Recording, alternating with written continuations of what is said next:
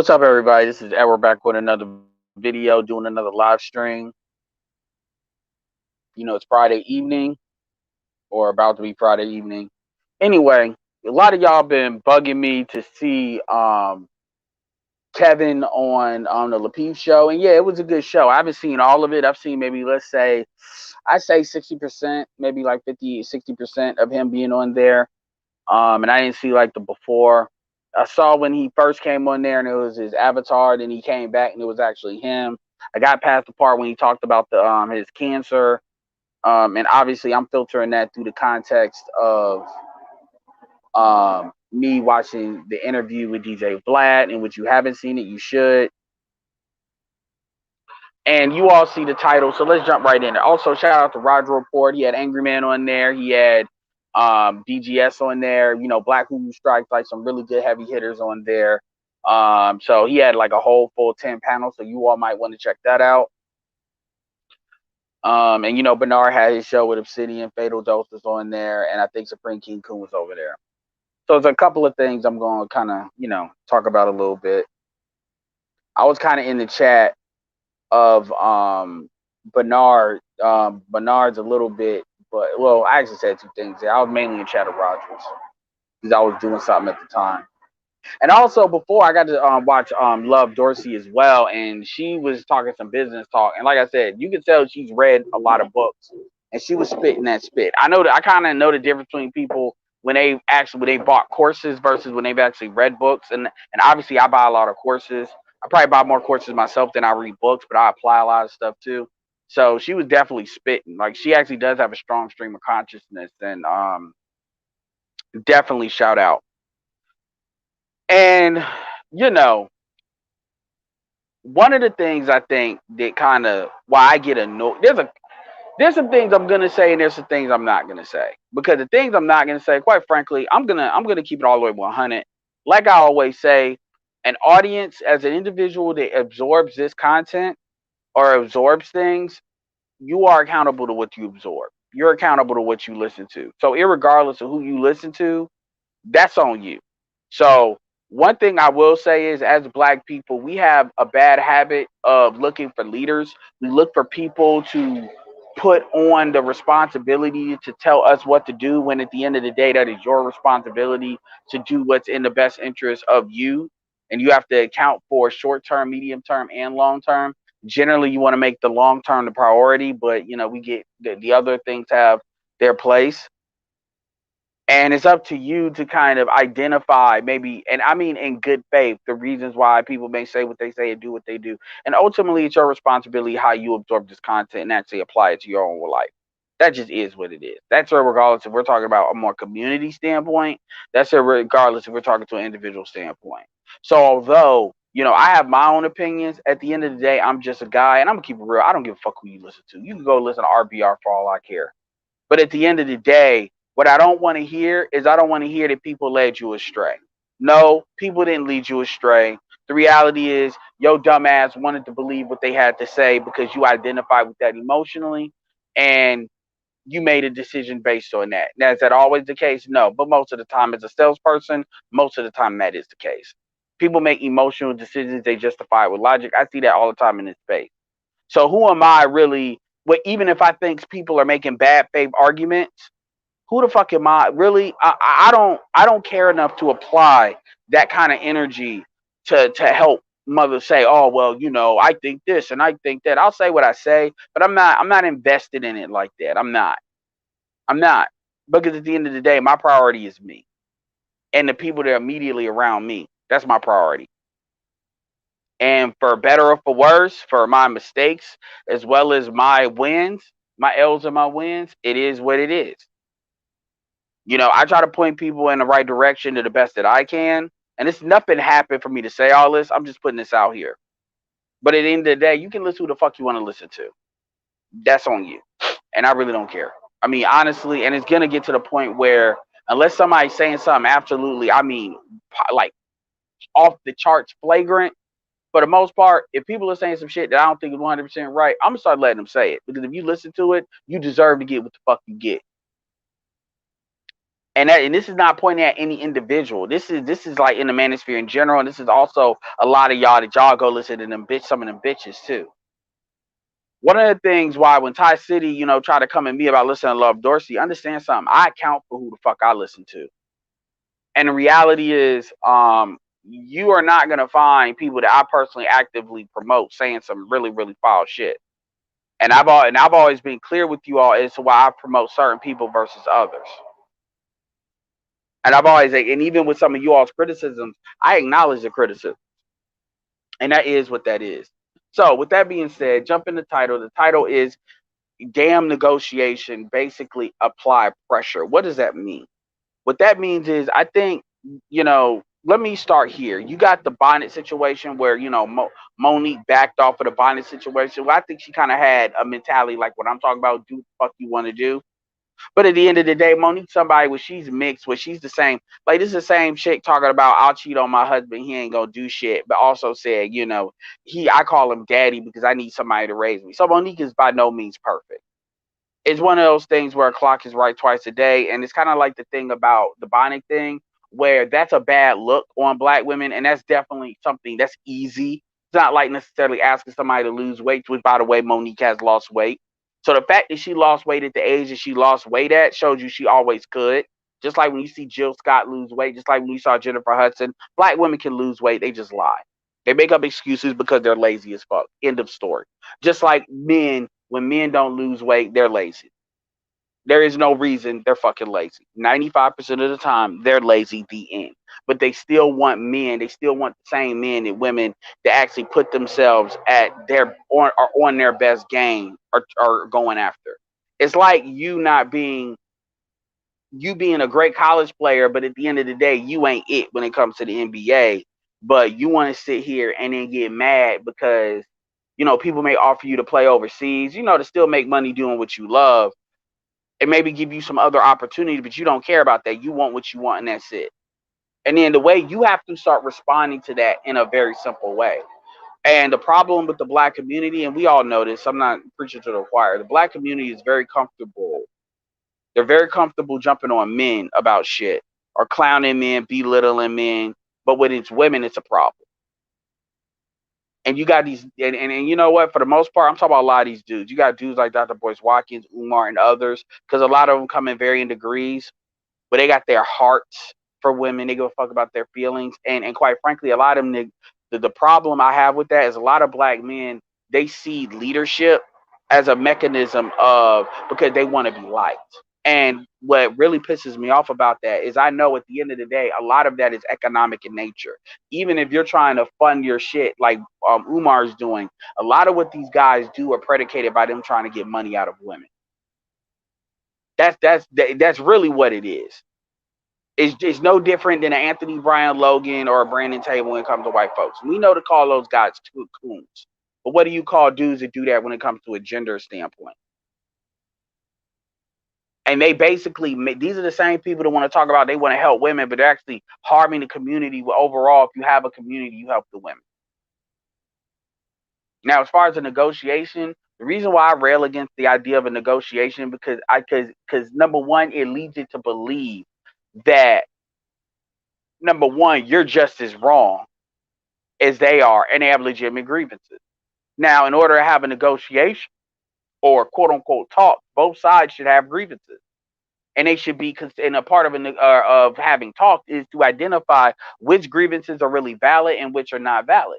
Now, I notice when you ask black men this, they don't know. They can't really tell you what valid grievances do black women really have, because there are no grievances that are not answered with the simple question of sexual selection. There are no grievances that you cannot answer with who you choose to sleep with on the woman's side. And the reason why that's important, see, some people will say, oh, well, is it the same thing with men? Yes, but no. Because the difference is women can get sexual access almost at will, even if they're like on the lower grade of the look scale. Because a sexual act from a woman, by definition, has value.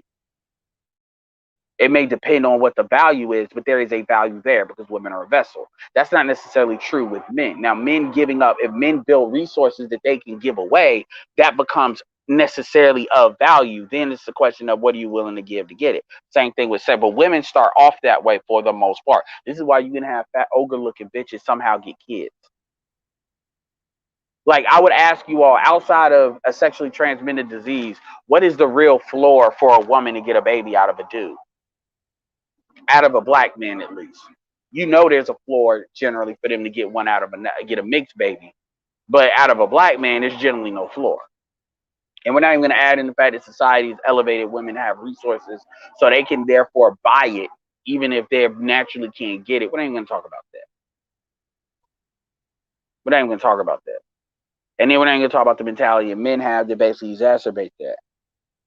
So the point is, nobody can tell me the legitimate grievances women have, because there are none. There are none. There are none that you can't solve with who they choose. Now, people will flip it and say, okay, well, same thing with men. No, not true. You got women that's overweight, 80%. 80% overweight. 50% over 21 obesity. Go look up CDC fat stat. Go look that up. Pick a year. Pretty consistent. The single motherhood problem. With the matriarchal mating pattern. Same thing. Men have legitimate grievances that if you are to talk about doing the building of a quote unquote community, which is really black men investing, these are some things that need to happen.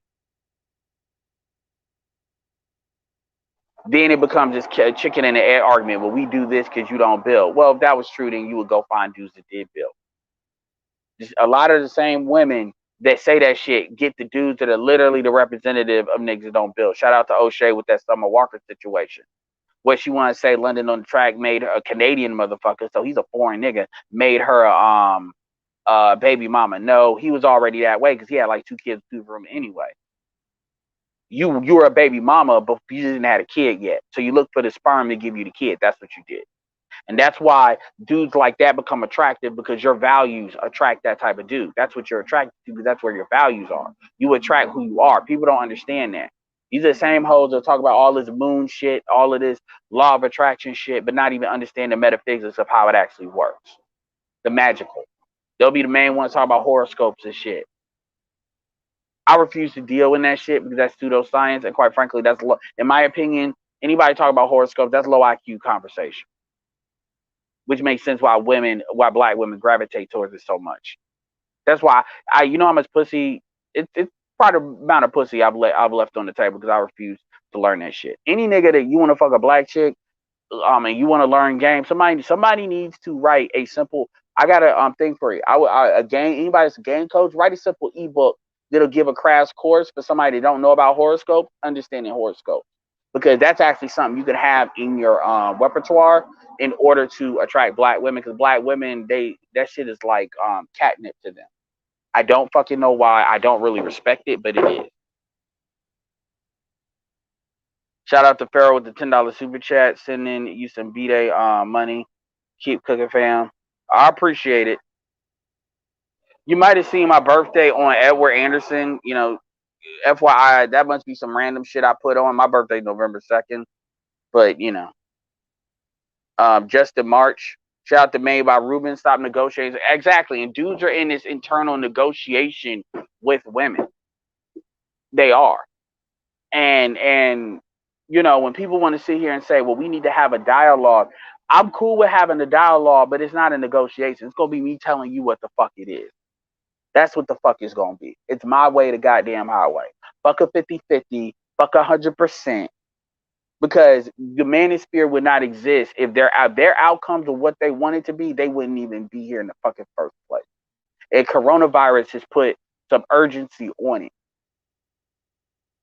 And one thing that I pulled from what Kevin was talking about, Kevin was talking about on the Lapeep show, and y'all should check that out. It's the last actual show they did. Kevin's not negotiating with these women. This is not to say it's completely his way or highway, but the things that they think are relevant to take into consideration, that's already been calculated in the menu of options, the package, the couple of packages they have to choose from. And the problem is women want to do some shit on their own because they want to be independent. Well, if you want to be independent, then stop asking. Men do not owe you protection. If you want to be independent, then men don't have to do shit. That's just what it is. And this idea of, because people are trying to say, well, women are not the enemy. Women may not be the enemy, but they're definitely the fucking competition. And that's not because men have declared that. That's because how women operate amongst men. Part of viewing women as a competition, the reason why I say that is because you have to understand that when you give women this natural trust because they're women, that creates problems. And that opens you up to a woman. I'm not even talking about a romantic relationship. That opens you up to a woman getting at you. When you look at a lot of this Me Too shit and this corporate shit that happens, a lot of people trust. They'll be like, well, you know what? I may say this or do this, but I'm not grabbing nobody. I'm not doing nothing flagrant. But then all of a sudden, you get accused of some crazy shit because something that you didn't know was wrong. People are using the politics of today in order to really have really kinetic consequences on you, like getting you fired and stuff like that. And see, a lot of times this catches dudes off guard because dudes trust that there's a certain baseline that they come to find out doesn't exist.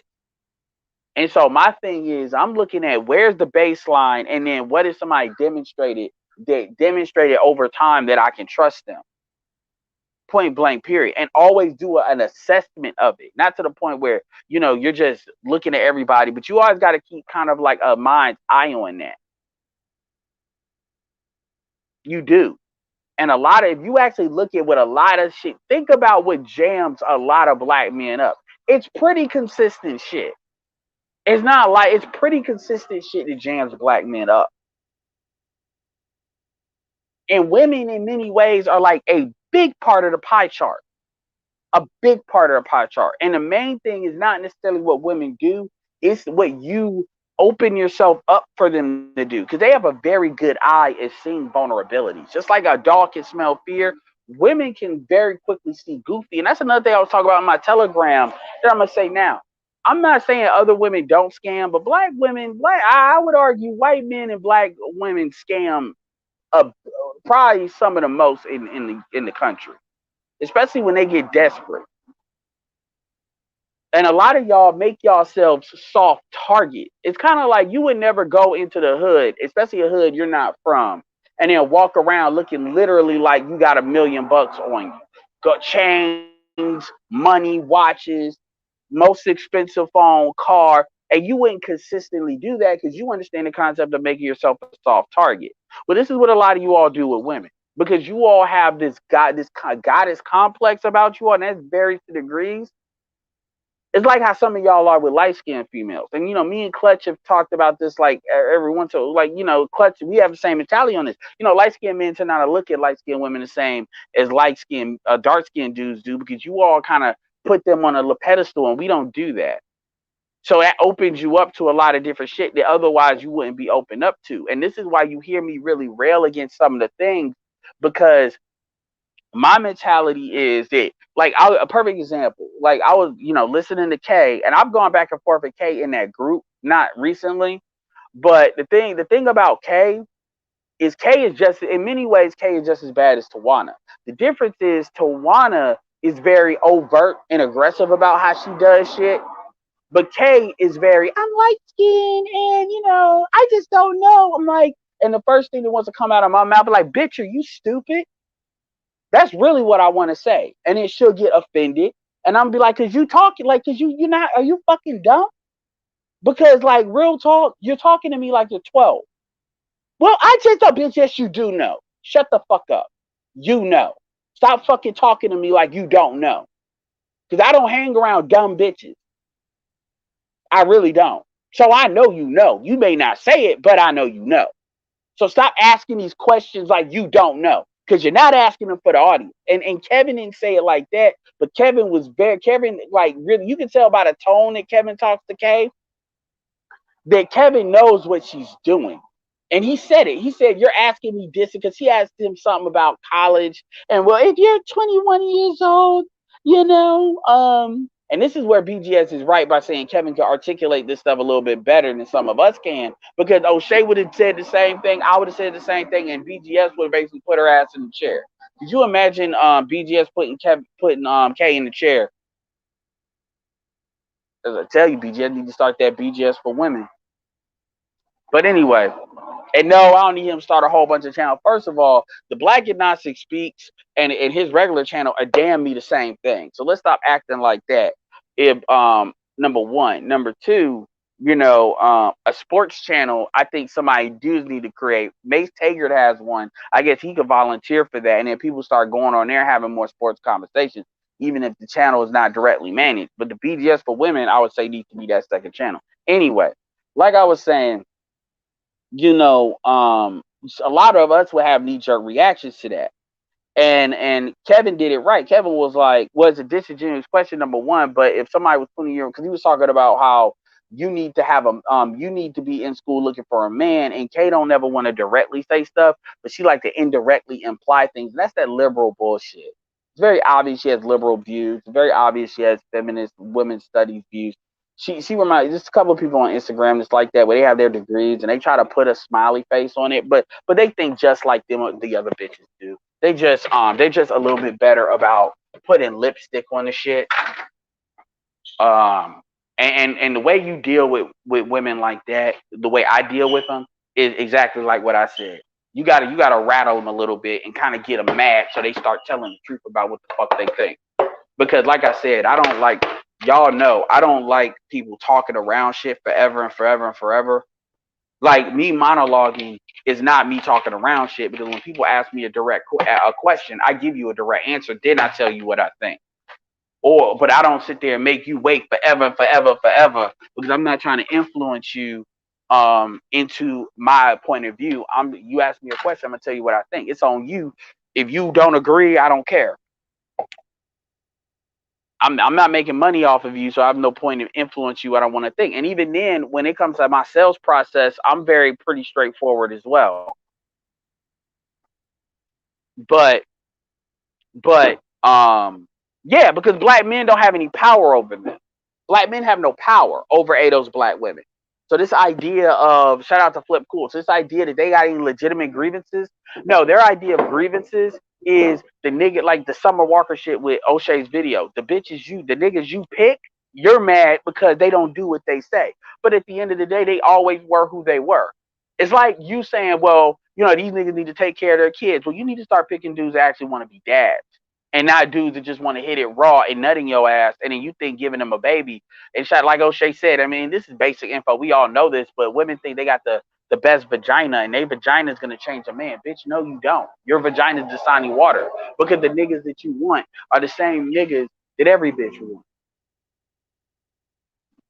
And because they're the same niggas that every bitch wants, by definition, they didn't got at a lot of these bitches. So therefore, your pussy don't mean shit. And it used to be that women would tell women that, like older women would tell younger women that shit. What's in between your legs is not something he hasn't gotten before from another bitch. It looks as good. That's why you like them, because that's the nature of pre-selection, right? But see, women forget all of this because they fall in love, and this is why I say you're a baby mama ever before you had a kid, because it's a choice to not secure marriage from a dude. That's a choice. Now, whether you decide to break your family, divorce still, but that's a choice by you having a kid by somebody you get married by. That's not an accident. You chose to do that. Society has made it so that's completely your choice. The only thing he did was decide to fuck, which he's being driven to do that by biology. But even after the fact, you have an ability to abort.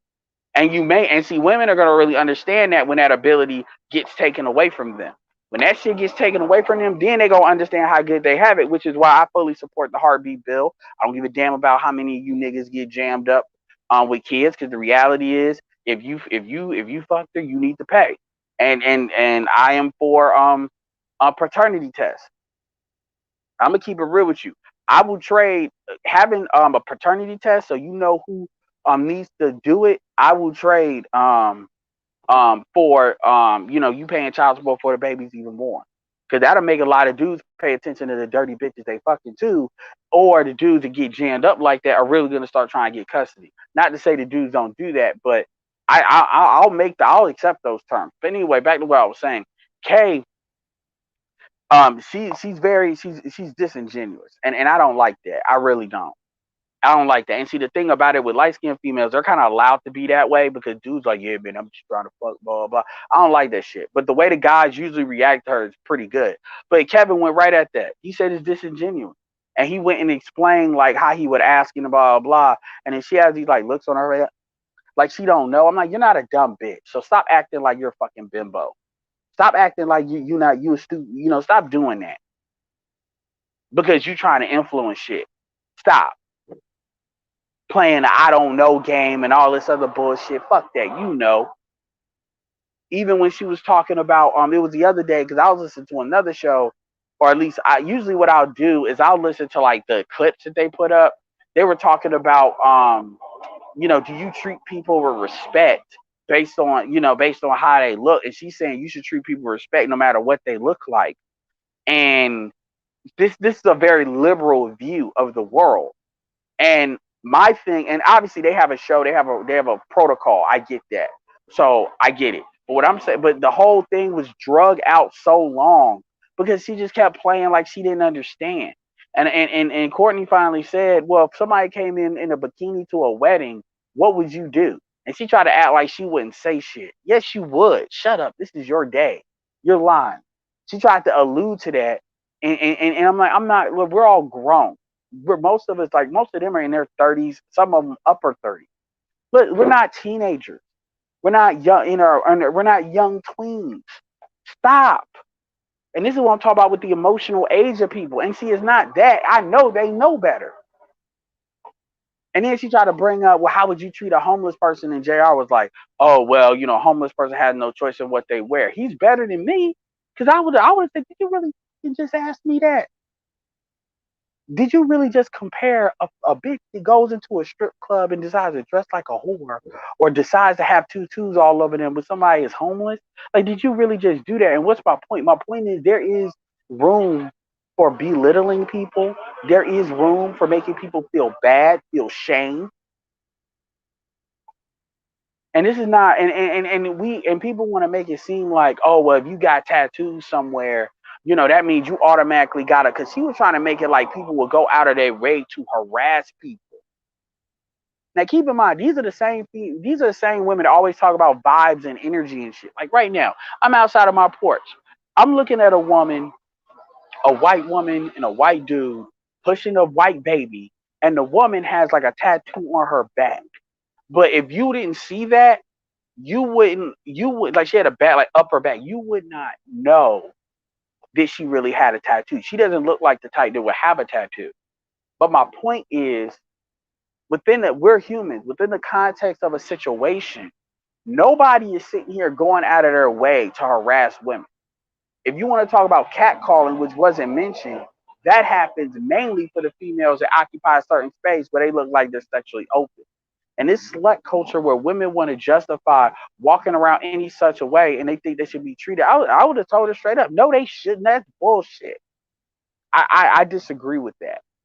And you tell them straight up, because people are going to have to start drawing lines. Fuck a negotiation, because a negotiation makes you believe, oh, well, there's things we don't know. Man, bullshit. Black women don't get to say they're the most educated group. And then when it's time to have some real talk, motherfuckers want to play stupid. Like, I refuse to play that game with them. And see, there's only certain scenarios where that makes sense. If you make money off of talking to women, then okay, you might be more willing to do that. And this is a dig at all. Like, this is, think of all them niggas, Stefan, whoever these fuckers are. It's a couple of them. You make money off the conversation, the endless conversation. Shit, Rebecca Lynn Pope. Y'all saw the post I posted. I'm not mad at her selling courses. I know there's people that sell courses all the time. Good for her. Good for her leveraging that platform like all these other Christians do, but they try to act like money's the root of all evil and all this bullshit, love and abundance bullshit. Fine. But you're not changing shit. Well, it's about self-love, bitch. You're not changing anything.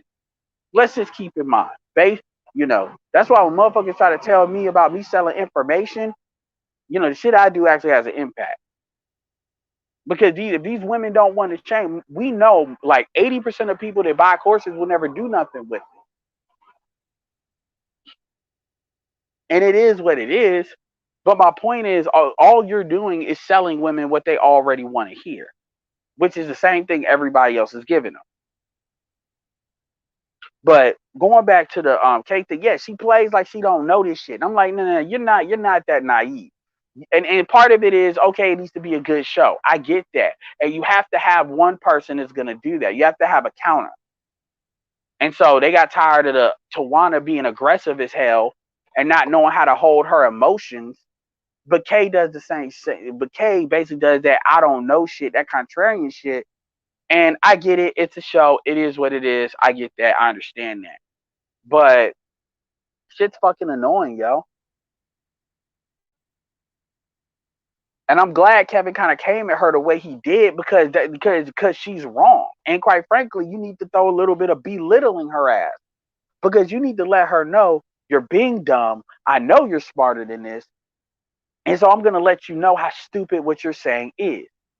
But then it comes back to what they said later on, and this is where I stopped listening to it because I wanted to talk to you all, which is this. They were talking about how this is funny as hell, yo. Kevin referenced a video, and I gotta find this clip where he was talking to not Barbara, I think it's Barbara Streisand, whatever, the chick that was on the View, the main one that was on the View before it kind of became what it is now. And he said that sometimes I'm paraphrasing and it may be out of context, but he basically said that sometimes when you've exhausted all options, you got to slap a woman. Barbara Streisand was like, "What?"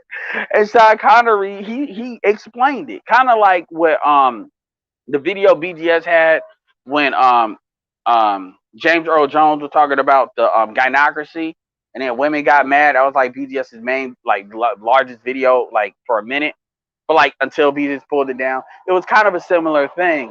And they went and actually explained that, and you can't say that today, but women understand that. Yeah, sometimes you gotta pop them in the head.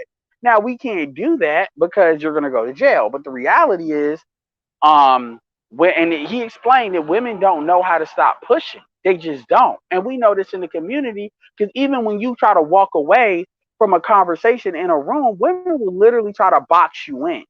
They will literally hold on to the door and shit. That's how crazy they get. So it's clear that it's like it gets to the point where they just cannot think straight, and you gotta snap them out of that. And nobody's come up with a real solution for that, except to just if a woman just doesn't know how to deal with that, you just don't deal with them, or you deal with them at your own risk. But yeah, that shit was funny.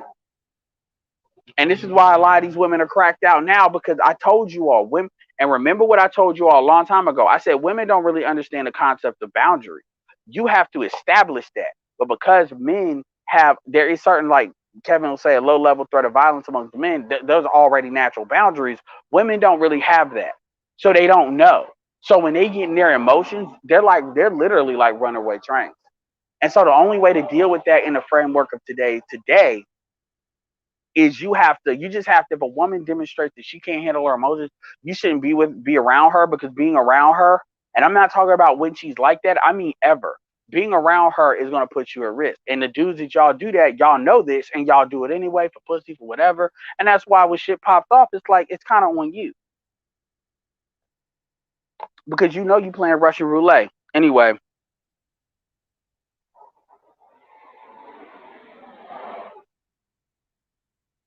appreciate the $10 Stacker Star. Anyway, so let's go. Kill dudes, Ray, salute. What's up, Alonzo?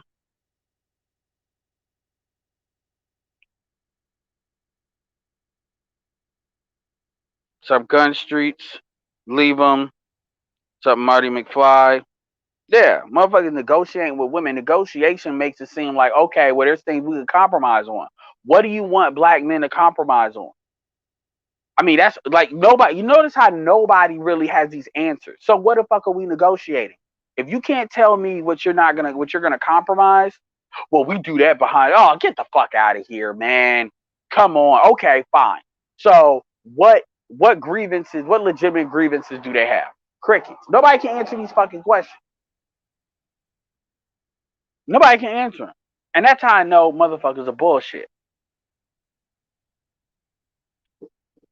The best thing you can do as an individual, you increase what you can do and you execute what you're willing to do, period. And people that want to be on your program, benefits and punishments, people that don't, you leave them to their own devices. And that's what you do as a community. People that want to, it doesn't matter the why. You want to do what you want to do, go ahead, you do that. But don't come crying to somebody looking for help. And then as a people, we got to start learning how to do that, or don't, and we'll get what we get. What's up, Adam Williams? Jim Rat. Actually, no, they won't. Some of them will, but even Karazin said that on Kevin's shit when she got on Kevin's thing. She said that a lot of black women, and this is true because I've seen her, because Karazin is big on deleting videos. She'll tell these women what they need to do. Because think about it. Okay, Kevin's shit is about getting a high value man. Karazin is about getting a non-black man, particularly a white man. There's been times where Karazin has said what you need to do in order to get a white man, but black women don't want to hear it. Like, do you really believe that wearing bonnets, let's say you're a swirler, you hate black men, do you honestly believe that wearing bonnets is going to help the black female image in the eyes of a white man? That's some shit they're not even used to seeing. I'm not talking about Chad Hanks. I'm talking about a white dude they want. No. But you never hear these swirlers. Like, these swirlers, even if they don't like black men, and it tells you it's not about black men, it's about them being defiant. Monique was not talking about wearing bonnets, stop doing that because for black men. Because really, black men don't care. Not to that extent. What she was talking about was this doesn't do well for a black female image. And what happened? This is coming from a dark-skinned woman that can't be told shit herself, that was big and can go back to being big. But it doesn't matter. And what did you have? You had dudes basically simping, saying women can do whatever the fuck they want.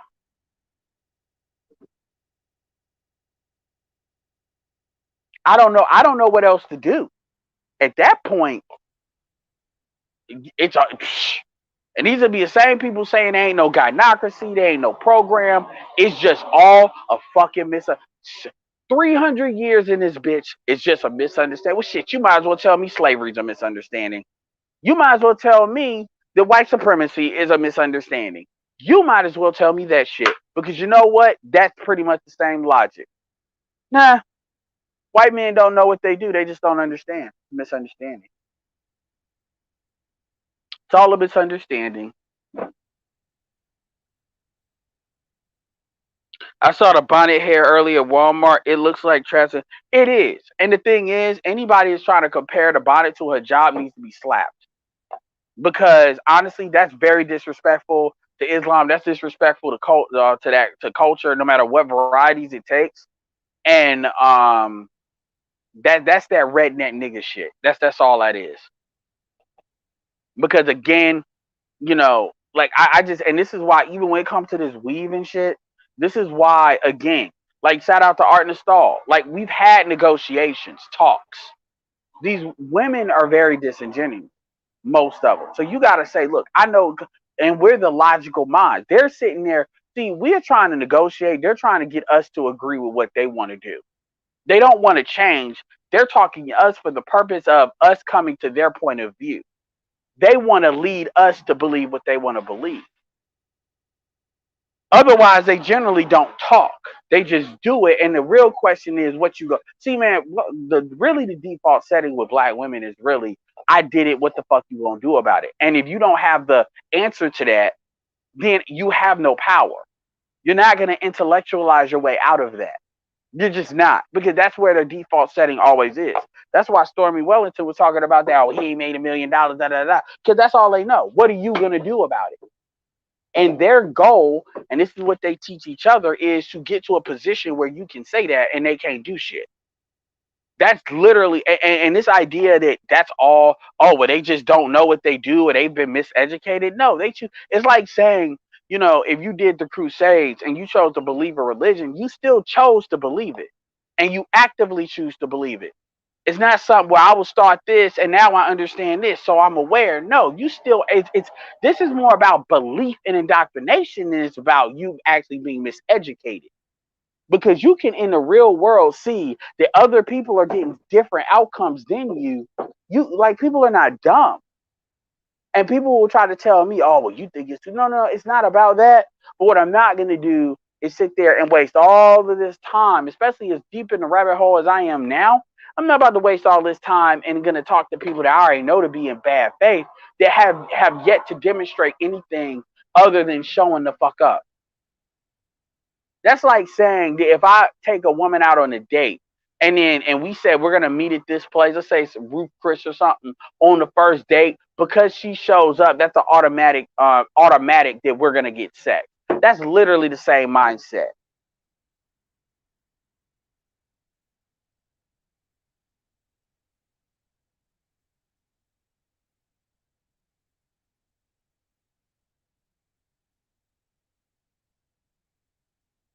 Flip Cool, Build the Community, Play, Come Step Dad, Justin Mars, Dollar Washer, London from ATL Edward. Somebody said he was from Atlanta, Canada. It don't matter. He's still a nigga either way.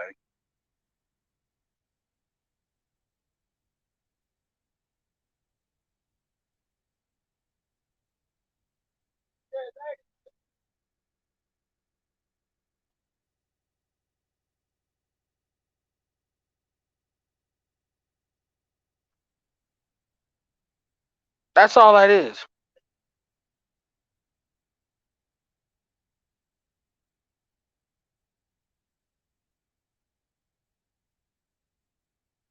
Yeah, I'm gonna check that out because I saw that you was talking about like what they were doing at TikTok, and a lot of this is they're mad just to have something to be mad about. Like I said, man, I told you I don't be really traversing what a lot of these chicks be saying because a lot. It's funny how they talk about like what we say over here in our space, but I'm gonna tell you, you will never hear eviler things other than going to a lot of these black female threads. The hatred that these like it's not even healthy to have the level of hatred that they have. You would think the way you hear some of these women talk, you would think that they've been gang raped like multiple times, and then their naked bodies nutted up with sperm was just thrown out in the side of the fucking street. You would think that the way they talk, because you got to remember, man, keep this in mind. You're dealing with females that still live in a first world country. They enjoy the benefits of that. Let's stop acting like black women are completely frozen out of society or some shit, like some untouchable. Most of what black women are mad about is that they can't get that they can't get the man they want, whether it's black, white, or otherwise, and they feel ugly. That's really what you can they don't have any real problem. Now, people want to talk about, oh, I've been abused and all this other shit. You know what? Your ass ain't been abused like what can happen in these third world countries. You can kiss my ass with that. Basically I done been through some stuff. So therefore, um I done been through some stuff. So therefore everybody's supposed to feel my pain because you know black women are only group that goes through anything, right?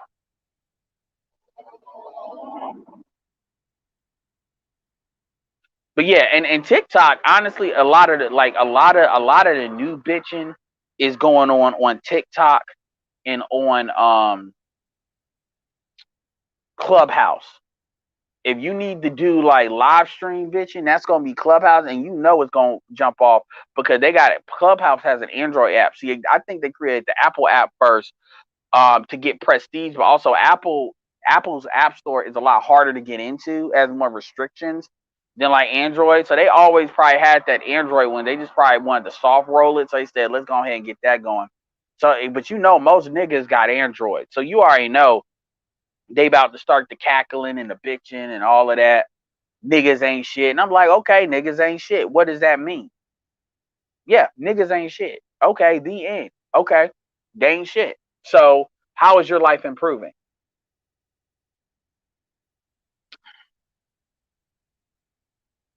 When did saying niggas ain't shit start to improve your life? They ether Monique that she had to apologize. Yeah. And that's how you know. But the gynocracy doesn't exist, right? The gynocracy doesn't exist. These be the same chicks crying about how a man ain't choosing them because they're dark skinned or because they got West African features. These are the same bitches. The same niggas that they're sitting there wearing bonnets too are the same niggas they ain't fucking either. The clips have them comparing wearing bonnets to us trying to look good for white people. Just like how these women wear weaves for white people. Yeah, we got to bounce. The payroll got lost. My bad. See the white man. After sub lion. The answer is walk. Yeah, boys need to stay in his lane and stick to program. I mean, you know, I saw a video yesterday saying the exact same thing. You should see it. It's fire. Yeah, Love Dorsey was spitting that real, man. She was. And one thing she always comes back to, and the reason why I love Dorsey is very important is because the thing is, everybody is not going to respond to somebody like Kevin. You need somebody that's willing to, and people try to say, oh, well, I need a feminine woman. Let me keep it real with you. Like Kevin said something very poignant. He said, fuck stepping on, like women don't want to step on others, women's toes. He said, fuck that. You're going to have to start stepping on these motherfuckers next because their next is what's on the line. And Love Dorsey is probably one of the few that's actually willing to do that. Everybody else, they want to be like a Black Love influencer or whatever because their ultimate thing. Look, I don't care. Look, I don't begrudge anybody making money. There's a lot of different ways to make money. I'm not here to say you can't. I don't care about that. But what I do think is, I think people want to sit here. What happens is people want to go along to get along, and they want to say, yeah, I know I'm making money, because I'm not saying that people either on here to make money or on here for a mission. There is like degrees to both. But what I will say is, folks think that they are above criticism, and it's not about criticizing them, but it's like, yo, if your points are not accurate, people don't have to care about your money. Like I shared you that dude, that's Steven dude, because Steven doesn't care if these people are trying to make money. He doesn't. But at the same time, he's gonna talk about what are the points and what's ethical when it comes to the make money online niche. End of story. That's what his mission is. His mission is not to cater to you because you think you have a right to make money. It's about you having your game tight. And if you're out of alignment with that, he's going to talk. Now, it's not to say he's 100% perfect, because you got a dude by the name of CoffeeZilla and Billie Jean, and Billie Jean has some points. Tim Salas has some points too. A lot of these dudes do be hating sometimes, and he's one of the more fairer ones. But yeah, Cloud Coin.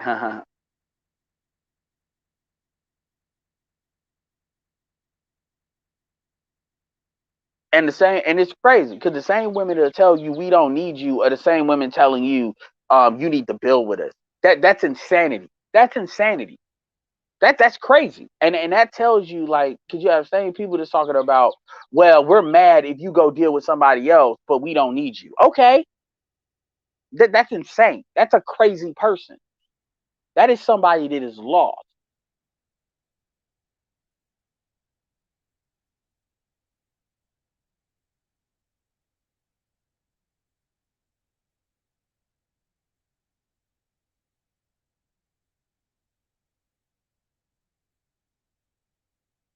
Exactly. Because you're right.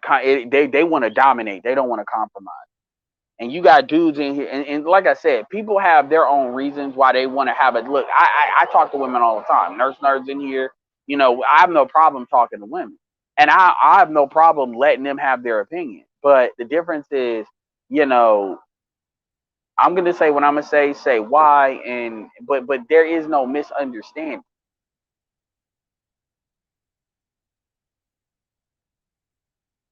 Like at the end of the day, why shouldn't black women wear bonnets? Because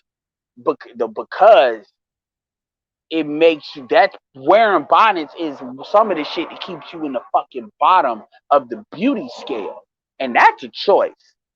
So you're not only harming yourself, you're actually harming the image of black women.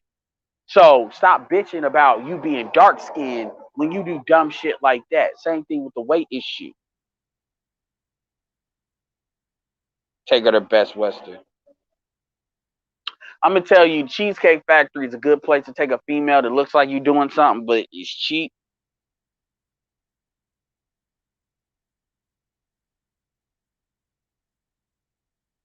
Yeah, yeah, that's true. According to every black woman, and when you understand the black women and men that they're dealing with, you're like, well, y'all must like that shit because y'all tend to always wind up in a relationship with a nigga that does that.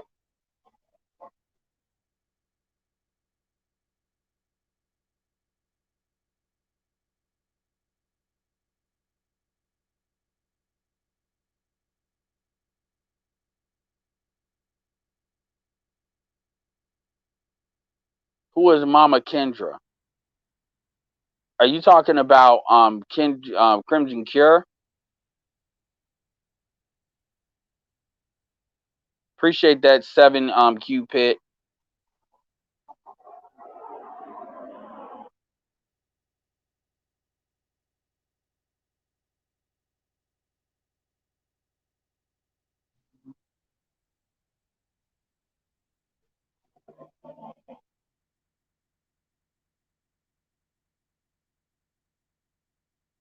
I don't dislike the Cheesecake Factory. Cheesecake Factory is a good place, but it can be too packed sometimes and it's loud.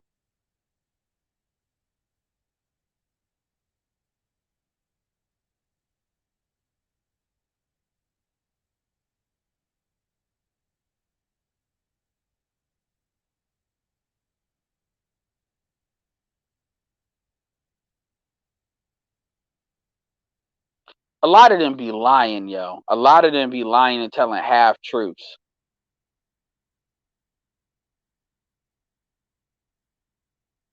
What's up, Charles Irby? They don't care about, but you know what, Charles? That's crazy because they stay bitching about the consequences of having a bad image, yet they could take black men off the table. Let's say, because remember, black women are only like 6% of the population too, compared to women. So if you're competing to get the best mate, this is assuming you're not really cracked out. You're not really on this, you've allowed this I don't need no man shit to really get you fucked up in the game. Because if you look at a lot of the complaints women have and then you look at what they do, I mean, that's not in alignment. And this is how you know where the problem is. Because the thing is, men accept the consequences for the dumb shit they do. Because they're taught that that's your only option. Is to basically pull yourself up by your bootstraps especially off the decisions you make. Women don't accept that because they're taught, and they're taught that for sale in order to keep on extracting wealth from women. And black women are some of the main ones of doing that for. And Kevin said something pointed when he said that all this independent bullshit has just had you gone from cleaning the toilet of the white man's house to cleaning the toilets from the white man's office. That shit was bomb. And Anton was smiling because real fucking talk, that shit was true. That shit is true. And see, the thing is, they sit there and they take their anger out on us because they know for the most part we can't really do shit except walk away, which a lot of dudes ain't gonna do, and they ain't gonna do shit. Versus they don't take that out on the people that actually create that situation. Now, people have this complex of wanting to save women. I'm like, you're an idiot if you believe that. Because to believe that is to believe that they're not consciously aware of what they do and why they do it, which is not true. And you have to accept that.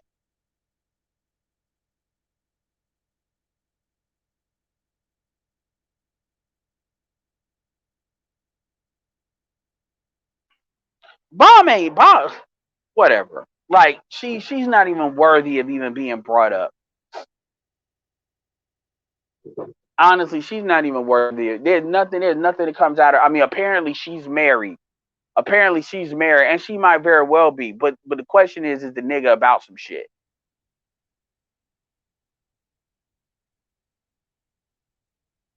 I mean, I don't even know why I honestly, dude, I hear you, but I don't even know why you would bring somebody like that up to me as if she's somebody of consequence. Any know nothing bitch can get on YouTube. All they gotta have is $100 phone. Hell, these phones you can get for $50 now to have these apps to connect the Wi-Fi and everybody have in their house and talk some shit. That don't mean that the shit they saying is anything worthy of hearing. Some of y'all be taking some of the shit these females say too seriously. Like y'all go over there and y'all hear them see some evil. Yeah, say his teeth, like abort male babies die. I've seen some evil shit said about females that don't even take. Like, I've seen some evil shit said about Six Goddess because Six Goddess don't hate black women. This is why whenever you notice how it's never seen as women being quote unquote antisocial, or they don't have personal skills, or they have like social illnesses. It's never seen that. It's always that men on here are mad because they're weak or this, because that's a euphemism for they can't get access to pussy, so they're angry. And because women, all they got to do is open their legs and they can find some nigga to fuck, then that puts them on an equal playing field. But that's not generally where their home run is. Your home run is your ability to get a dude to commit to you and give you resources. Your home run is not about you. Any bitch can get a dude to fuck. Hell, like I said, a woman can have a sexually. See, what a lot of y'all don't know is like there's like a 40-45% rate of women, black women that have had a sexually transmitted disease, and y'all still have sex with them. So when people tell me that I'm going, like, go look that number up. It may not be HIV, but it is a disease that they've had. But see, y'all thought I was being extreme when I said that shit. That's how little a lot of y'all care about y'all genitals and shit. And carnal you all are in behavior, and then y'all turn around and when some shit get caught up, y'all want to cry and y'all want somebody to help you. I'm talking about dudes too. Y'all get mad because a female do some crazy shit to you, nigga. Nobody asked you to deal with her. Well, man, she wasn't like that at first, and then once I had a kid, she turned bullshit. There's always signs. Black women are not really extremely good at hiding shit. Not over a long period of time. They can't hide their distinct. Like they may know how to do it in little ways, but because black men are used to being disrespected, they don't see it. But there's always signs. It's just a matter of what you tolerate. You're basically telling me that a black woman never shit tests you. That's a lie. We all know that's a lie.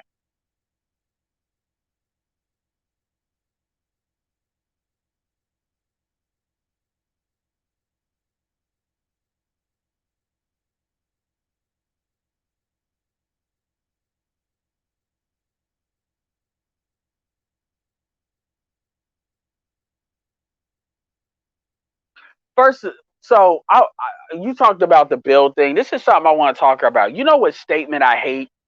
You know what statement that annoys the living absolute shit. When I hear women, and I only hear women really use this term. When I hear people use this term called rest in their femininity, I hate that shit. And when I hear somebody say that, I automatically know, yeah, this is not gonna go well. This is not gonna work. As far as this conversation, when I hear somebody say rest in your femininity, because it makes it, oh well, black women can't rest in their femininity. Well, the niggas that you're choosing is not in alignment with you being able to rest. So the question is, why are you sexually attracted to quote unquote men that don't allow you to rest in your femininity? Maybe it's because you're fucked up. Remember what the term I used to use called vaginal positioning system? Well, maybe your vaginal compass is attracted to niggas that ain't shit. As Kevin says, you might need to do the personal work to understand why that is and fix that. I don't know if it's an imprint. I don't know it's how you were raised, but either way, that is only your responsibility to fix. The dudes are a living manifestation and a living embodiment of you being fucked up. They're your reflection, which is why you like them. And that's nobody's fault but your own. Just like with niggas like crazy bitches or like thought bitches, and then they cry about thought bitches doing thought shit, you're a simp and you're stupid. And you got what you got. Because that's life trying to teach you a lesson. And because you niggas are dumb, you just never learn it. And therefore, well, as the world spins, the world spins. But this idea of I can't rest in my femininity. You live in a first world fucking country. You got women that are more feminine than you are that have to struggle a hell of. You got women that have college degrees, and I'm talking about in STEM shit, that have to struggle compared to women that Only thing they know how to do is fucking nails, and they don't know nothing else. Bitch, if you don't shut the fuck up about resting in your fucking femininity, we can't rest in our femininity, bitch. Oh, when I hear that shit, I hope they struggle. I was like, I want you to really experience what not being able to rest actually is. Rest in your, I can't rest in my femininity because these niggas ain't built. But you know what, bitch? Why don't you go get that white man? Go get that Latin man. Go get a Nigerian. Go get somebody that allows you to rest in your femininity. Because you niggas ain't shit. You're right, and we never gonna change. So now what you gonna do? What you gonna do about that?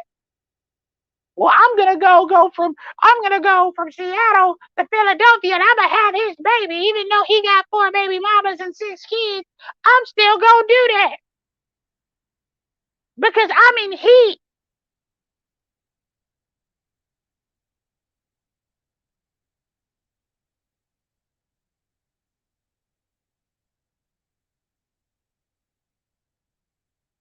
And that's why I say it just like that. These chicks be having kids because they in heat. And you need to say it just like that. Because a lot of them be having kids the same way that animals be having. I'm in heat, so therefore I do. Marriage was supposed to be for the civilized. But apparently they don't value that.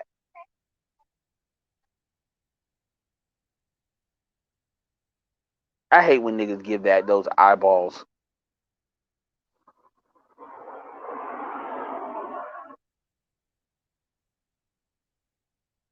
I mean, black women call black men gay all the time. So what else is new? I mean, that shit don't even have no effect no more.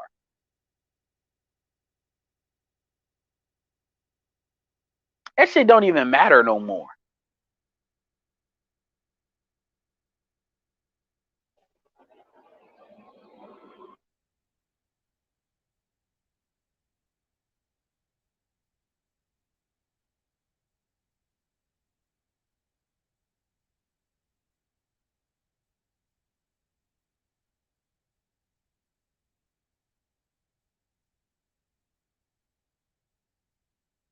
I don't need technology help from either of those, Kuda or Jessica X. I probably know more about this shit than they do. I'm a utilitarian at heart. I do what works. And I only use technology for the most part, to the extent that I need the technology. I didn't get a smartphone for the longest time. I didn't use Bluetooth for the longest time. I'm not, motherfuckers like. And by the way, Kuda, don't get me started on that. Kuda need to worry about building his channel and stop worrying about what other motherfuckers are doing. Like straight up.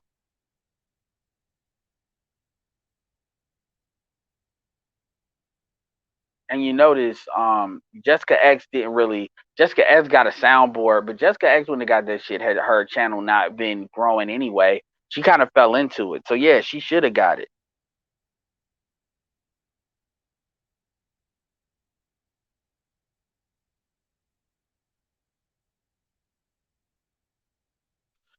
I mean, like I said, whatever. I mean, Shane. Sometimes you do be trouble, but you don't be doing it no more than what Gabe be doing. So, like Bernard said, you don't be doing it to the level of it being obnoxious. But at the end of the day, man, let me be very clear. I'll speak on that for a second. Calling folks antisocial and saying, well, you have this group that they are committed to not coming together.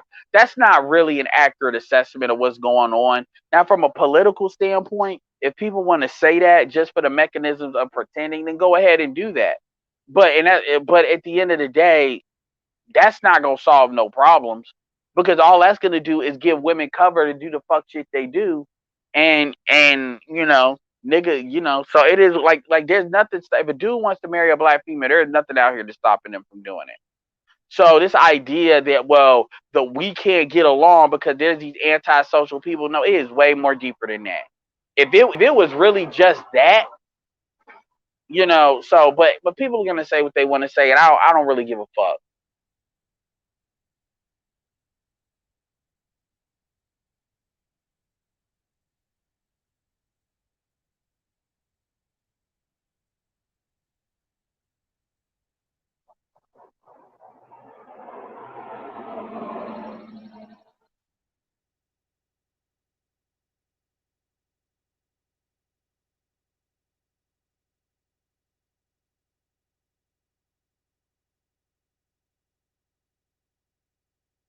when women say like men don't build, well, the question is to know, you mean the niggas you having sex with don't build.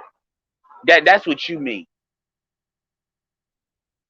That's what you really talking about. The niggas you choose to fuck don't turn around and build. And this is why when women like to always say, "Oh, well, I like a dude that's driven," but you're not really sexually attracted to that.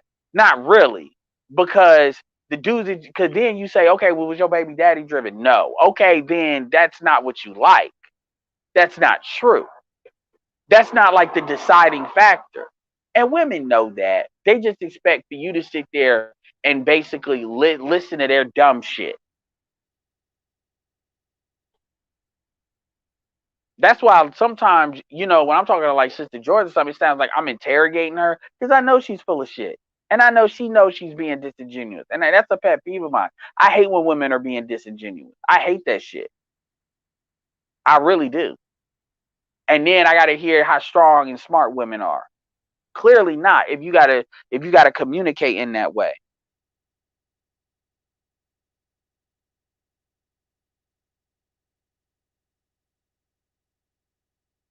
No, I'm not doing a business show, Bernard.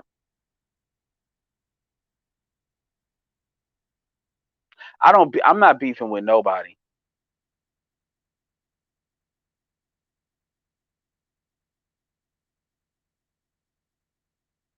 I don't give a fuck about this shit enough to beef.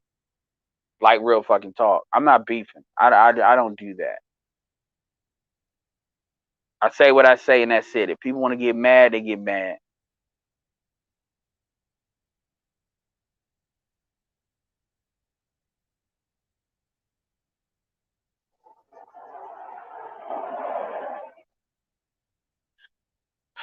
Here's the truth. The truth about I'm gonna say this and then I'm gonna head out. The truth about a lot of this shit is the reason why dudes like it's actually very simple. The reason why you got 51% of black men that don't got kids has zero to do with black men don't have sexual access. It's everything to do with child support. Point blank. Period.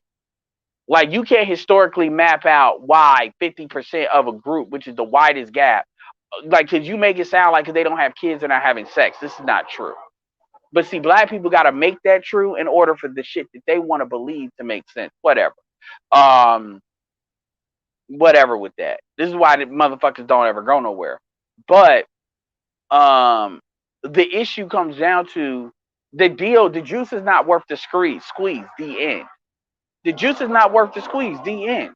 Now people can say, well, what about why women are doing this? Well, women don't want to be married. It has nothing to do with the dudes. Because if it was that black men weren't worthy of marriage, then black women would try to go get married to marriageable dudes. They don't do that. They don't versus dudes. If you notice, dick policing exists in the black community because everybody wants the resources of black men, or at least they don't want that redirected. But at the same time, they don't want to give you nothing for those resources. And I mean anything. That's the issue. And so what you really have is dudes is you have this kind of this middle that's been moved to where you got a lot of dudes that don't care. They don't care. This is why you got, dudes like Ramil, Pump and Dump, all that. They don't care. Because they're like, it's not worth the squeeze. The end. And that's why that's on women to fix that. Or don't. But everybody's talking about, well, we need to come together and all of that. Like, man, please. Like, this bonnet shit is yet another example of you can't, like, think about it. That bonnet shit made perfect sense. Yet, you saw how women reacted. But these are the women you're supposed to negotiate with. Well, those are the antisocial women. Well, the women that are not antisocial are the women that don't have these problems. Like, that 20%, they don't, even the ones that they have some issues with, they're within acceptable parameters, they don't have these problems with men. So apparently they're supposed to be this like, well, let's say 21% to like 60%. So this 40% group that they're the way they are, they just don't know what they do. Like I said, you might as well say that about white people too then. You might as well say that. And then as far as what Obsidian says, it's like, well, we've only had freedom for 55 years, so we don't know what to do. I mean, personally, I think that's bull. That's a crock of shit. I think that's a crock of bullshit. I think that's a convenient mental loop put out there in order for people. It's like a lighthouse where you need to go that way in order to believe it. But again, I don't believe it, but that's just my opinion. Proving like this idea about, because people kill me about somebody wanting it's funny because like people will say, well, I'm smarter than you. Well, the reality is we can take, and we know intelligence is not the most valued thing in the black community. So even if somebody were to prove that they're smarter than me, which a lot of people tend to think they're smarter than what they really are, because that's all they have. But let's say you are, that doesn't necessarily mean I can't come with something else to override that. I mean, at the end of the day, no matter how smart somebody thinks they are, the only thing that will always win over that is going to be if people are willing to be transparent and put everything on the table, saying this is what I'm about, this is what I got, this is what I make, this is what I do, this is who I am. That will beat out somebody in their intelligence if you're talking about influence. Because the thing about it is, black people have this thing about, if you don't have the power to talk, if you don't have the power to live how you talk, they tend to. This is what jams Umar up. So my thing is this: that 55 year, that's bullshit. That's bullshit, because that kind of makes it seem like, well, they got a loaded gun and they just don't. That's bullshit, because you can look. No, I refute that. That's not true. But you have a lot of dudes that they want to. But the truth is, it's a smart thing, because there's a lot of dudes that they want to believe that so bad. They want to believe that because they want to justify what they already know they want to do. Like, oh well, black men don't want to leave black women. They don't have to. Then you accept black women on the terms that they want you to accept, which is domination. Accept that. But don't try to act like that's not what. I'm not even talking about Obsidian now. I'm talking about like the dudes that would believe that shit. Like, the thing is, I'm not saying every black man is with a black woman is dominated, but understand that a lot, like, look, nigga, that's Boyce Watkins' fucking situation. You can say what you want, but that's his situation. So you all accept that protocol, because that's what the bad, like, a lot of these dudes that are married or in submissive relationships. As BGS Igmore said, this is who they are. So stop trying to play this game like you're trying to hold out. They're not going to change. But what about the Zillennial? Well, you're not dating them. Most of y'all are not, like I'm 34. Zillennials are what, like 23? So that's my 10 year. That starts my 10-year lower. So most of the dudes are not really gonna be dating Z's like that. So that's irrelevant what they do. You're gonna be dealing with millennials, and millennials are baked in a motherfucking cake for the most part. Like, watch, because I'm gonna do what I do irregardless of what anybody else does, because that's who I am. And that may be in alignment with the manosphere. That may not be in alignment with the manosphere. So, and this is to assume that they would change, and that's a big assumption. So what happens is, it's like, okay, we're gonna blow everything up, like 10 years of manosphere doctrine. We're just gonna blow everything up and start from scratch so we can rewrite what it is. If y'all want to believe that, go ahead. I don't give. I'm gonna keep it real with you. I don't give. I saw that shit, and a lot of these women that y'all think are like on your side, understand, I know the difference. That's why I don't never get so invested in these motherfuckers that, like, if they say something stupid, I like let it go. It's not to say they gotta say any little thing. That's why when the Crimson Cure was talking about, oh, well, you're really gonna throw Shahrazad Ali, yes, yes, because the reality is we know what the history is. So yes, Ashley W ain't Shahrazad Ali, but as soon as Ashley W started saying with it, because Ashley W never apologized. That's another thing. It'd be different if people like humbly apologize for what they say. They never apologize. I don't think Danica Marie ever apologized for what she said about the name, the last name shit. They never. You notice that, right? You notice, motherfuckers supposed to forgive people or let it go when they never apologize. So that takes too much pride. Yes. So yes, you are, because that's generally what they would do to you, unless they're ultimately cool with you doing what they got mad at you doing. And a lot of dudes aren't willing to go that far, because that gets too close to you throwing your mama under the bus. But you remember what I used to say. That gets too close to throwing your fucking mom under the goddamn bus. So y'all want to be like, oh well, we shouldn't do that. No, she ain't never apologized about that shit. And that's why I agree with Obsidian when he said that deserves to be opened up and talked about. Now, did I have a mind to throw her under the bus? No. But what I will let her know, it's not even about her. It's about other people that want to play this black love game. No. The reality is, I know that if black women got to fix a couple of things, and a lot of black men will be ready to deal. It's not hard to get black men on the train. It's really not. The problem is the women. All black men want is for these bitches to lose a little bit of weight. Not even like black men have never expected black women to look like white women. Shit, let's start off with you way less than a man. Let's start that and see where we're at. And then just don't be a bitch. Hell, you don't even need to know how to cook. Just don't be a bitch. Hell, it's not even about not even questioning the dude's logic. If you're questioning it from a logical standpoint, dudes have no problem letting you know this is where he is, this is where he's coming from, all that. That's it. It's not hard. But no, the women are coming here to see what the fuck we gonna do for them. And then they might do something. As if we're going on a date, I'm supposed to dance for you when you already got like three different different appointment.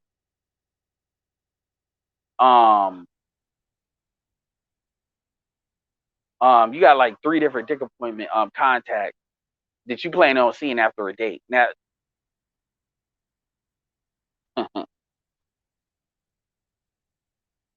this is the game that gets played. And see, the thing about me is, and this is what a lot of them never take into account. They never take into account the dudes in their real life. They know the difference between women that are genuine and women that are not. They can tell the difference. And I don't think women really yeah, there was another dog that was over there before. I think it's actually very similar to that one now that I think about it. That's probably what that is. Yeah. Anyway.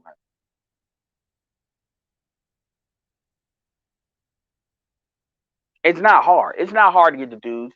But the deal is so, like, you had dudes on the stepdaddy program, which we're not going back to.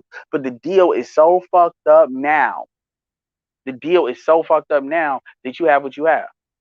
The draconian laws, all that. Talk about, well, why don't men fix the, you know what? Men don't give men, like,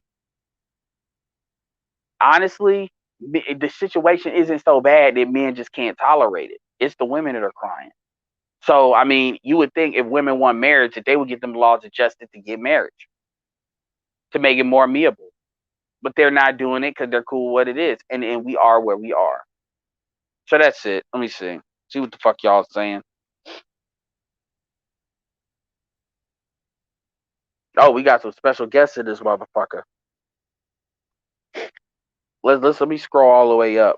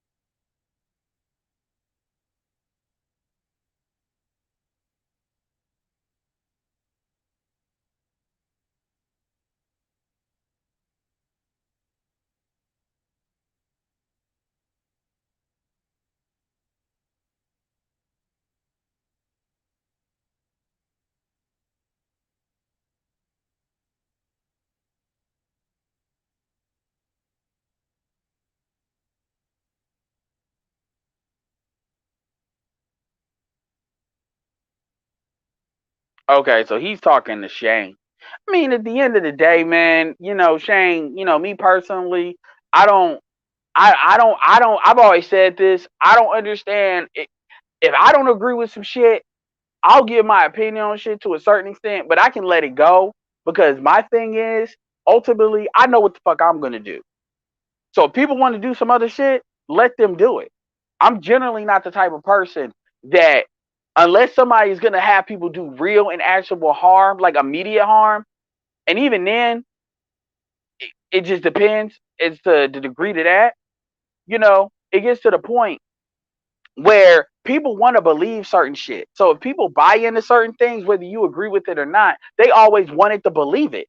So that's on them anyway. They just allow somebody to make an excuse for them to do it. This is why when I came back to this idea, like the manosphere has never really debated whether black men wanted black women. That's always been kind of a forego assumption. Otherwise, SYSBM. In fact, when SYSBM thought they was taking over the yard, because you had it with black conservatives thought they were taking over the yard, then SYSBM. We told SYSBM that. I said, you all. The thing about it is the trajectory is already low key in your favor long term. I don't know why you need people to validate your choices. I don't understand that. I never understood that. So that's where you have a lot of people doing a lot of the quote unquote trolling. And I'm like, if black men want to be with black women, the thing that I have is don't be delusional as to what you're dealing with. Because if your delusion is what to deal with, you can't ever really pick out what you need and not need. But that was really never a real question.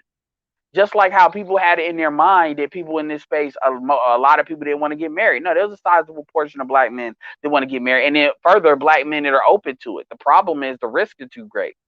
So they settle for cohabitation. But I'm not, so I've never understood that. I've never understood how somebody can be invested in I need black now. Even when I used to say, well, if black men put a run on the bank and black men remove resources with black women, that's going to cause them to change. Sure. But that's only if you still have a tendency to want to deal with them in the first place. If you've already moved on, then that doesn't matter either which way. So that doesn't stand. So it almost becomes like people have to validate what you did. And remember what I've always said, and I say this on this channel all the time. If you need other dudes to validate what you do, that's a problem and that's your problem. I don't need nobody, even when it comes to like sexual tourism or whatever. I don't need I know why, like to the extent that I deal with what I deal with, I know why I do what I do. And I don't give a fuck if nobody agrees with it. That's what I decided to do. And I see some of y'all, that's not the case. Some of y'all be wanting motherfuckers to validate y'all and it is what it is. Ty City, stop being stupid. Like you always coming in here. The new manosphere. Like I said, I disagree with that. And BGS can prove that, but number one, the stuff that BGS has done is prove that's categorically false. It's categorically false. Because you can show before the quote unquote freedom, black women may have been hemmed up, but black women were not hemmed. Like these laws are designed for black men. They're not really designed for black women like that. So when we talk about this idea about freedom, yeah, that's a narrative, and for the folks that don't really understand that, it's a very good narrative to allow them to believe that it's a very convenient reason that people can lean on, and that's on them if they want to lean on that. But that's on them. But that's not really true. The issue is not, well, we're free and we don't know how to deal with each other. And that's fucked up. No. The issue is we were never organically together to begin with. That's the real issue. And that predates like 1965 and all of that shit. That predates all of that. And there is no quote unquote negotiation is gonna wake, like you're not gonna take women that's in their 40s and then they're gonna figure it out. Quite frankly, you're not gonna take women that's in their 30s that are already baked in this shit. Like if you ever really go and really listen to what some of these females say and these female content creators, and not even the worst ones. Like I would listen to that Feminine Fancy video, and this chick want to talk about, well, she's getting out of the feminine game because this is a bitch is with a white dude. She doesn't live a black experience in any kind of real way. But she want to sit there and talk about, well, it was when men came into the conversation, they became poison, and only like my dad and my brother. I'm like, oh God. So this is what we want. You listen to some of these chicks with Clubhouse, the evil shit, abort black babies, kill black babies, I hate black men. And here's the thing. You could categorize them as antisocial, but there's plenty of women that wouldn't be categorized as that tend to take their side. So it's way more deeper than some they don't know what they do. But you got a lot of dudes that they have a need to believe that. And if you want to service that, go ahead, service it. Like I said, I'm not here to tell black men not to be with black women. But black men need to stop fucking deluding themselves like they gonna get black women to come off the shit they on, because that's not gonna happen. Black women have no intention on talking to any black man about changing the way they operate.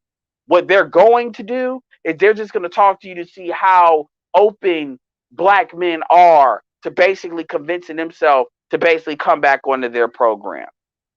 The dudes that have enough money or sexual currency to buy their way out of that are going to be the dudes that can do that. The rest of them, they're gonna accept pretty much like a Boyce Watkins thing. That's personally what I think. And the reality is arguing with you is really irrelevant, because the dudes that already want to do that, they already want to do that. They're just looking for a reason to, and they have a right to do whatever they want to do. So I could disagree with it, but at the end of the day, I really don't give a shit. I really don't. I put my shit out there because I say, look, this is what I do. This is what I think. Do what the fuck you want, though. But just don't act like you didn't know, and don't come back on some, well, Obsidian told me. No, no, no.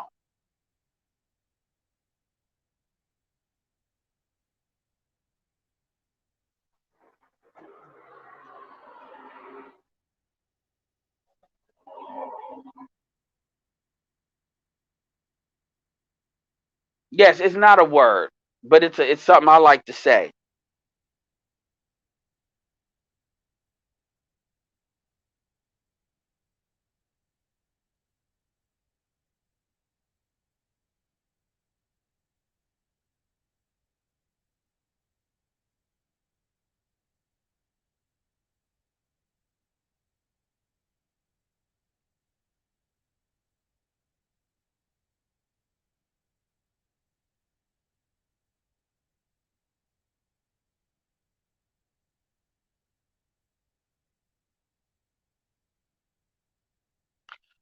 Kevin has thrown his shots at me back in the day when we were having like the marriage debate, and before I really understood what he was actually saying, because it wasn't always made clear. Look, Kevin is pro marriage in general, but Kevin does not say that every black man should be married. I'm not in perfect alignment with BGS. So alignment doesn't matter. But at the end of the day, man, like, I supported a lot of what Kevin said before he blew up.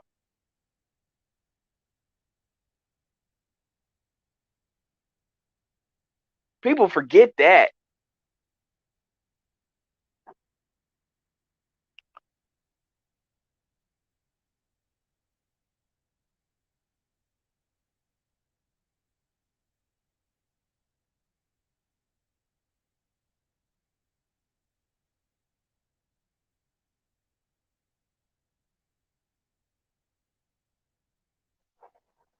What are y'all talking about? Y'all are like,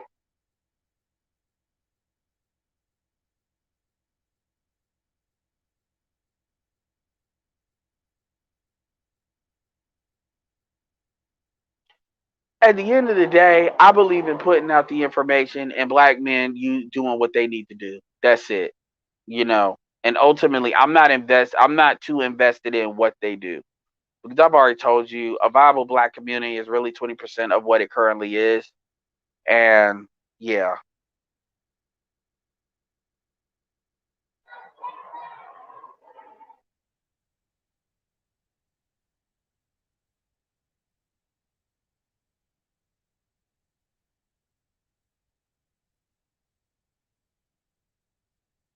No, they're not. The laws are not written for both genders. Ruth Bader Ginsburg said laws are mainly designed to control men. Women are not a threat like that. So you'll never see laws, at least today, that are actively enforced that are targeted specifically women. You're not going to see that. You see a lot of amending of laws or laws that are designed to counter to give women an artificial advantage or over this idea of they're left out, but you'll never see that.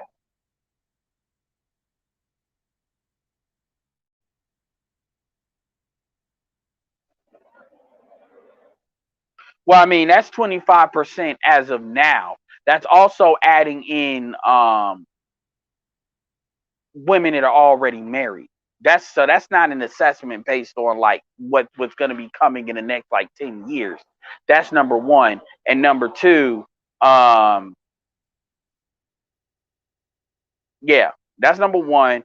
And number two, getting married is irrelevant if your divorce rate is still going to be at 85, 80%. That's irrelevant because getting married is irrelevant if you're not going to stay married. Because remember, all they got to do is get picked. They really don't got to do nothing else outside of getting picked. So that's more of a reflection of men, what men are still going to do than women.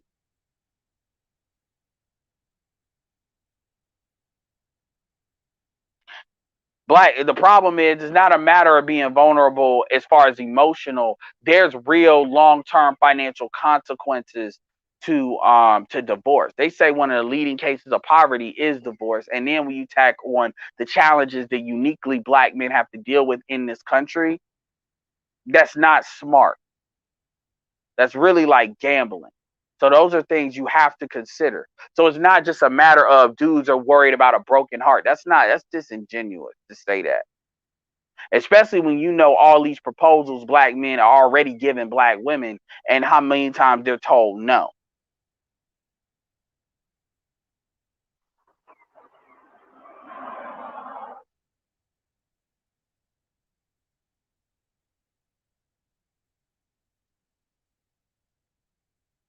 Yeah, because it's not the 80-20 rule. And the 80-20, and honestly, the 80 rule can be overblown as well. But but to the extent that it does happen, the thing about it is that we could call it an 80-20 rule, but the problem is black women have a matriarchal mating pattern that is incompatible with traditional patriarchal Western post West traditional number one, patriarchal number two, Western values number three, and post industrial values number four.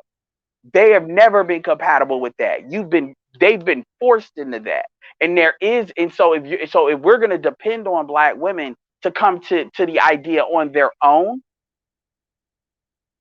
to come to black women on their own, um, to basically, you know, have a come to Jesus moment, that's not going to happen. In fact, black women are the least likely group to have a come to Jesus moment.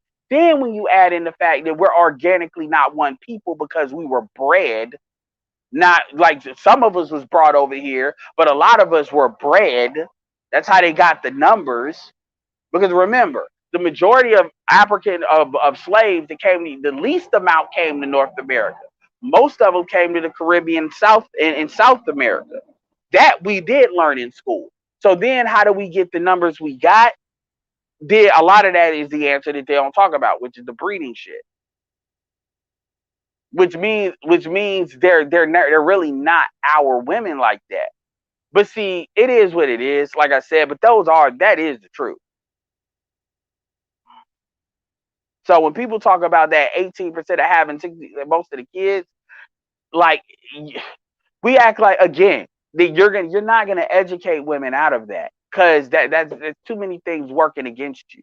Like when Cynthia G talked all the shit that she talked about black men, and she went and got the very black man that was the definition of what she didn't like. That should have told you all you needed to know. Now, of course, people could say Cynthia G's extreme, but she's got 65,000 subscribers. That is not nothing, and she's growing. And it ain't all women. That should tell you a lot. What's up, Donovan Mitchell? Environment will dictate if black women changes. S. Ali said there will come a time where black women won't have the luxury of cooperating with black men. COVID-19 was a sign. Absolutely. Appreciate the $5. Yeah, I mean, because this idea that there needs to be a negotiation and then black men, for black women to act a certain way for black men to deal with, you all never needed that before to deal with black women, so why do you need it now?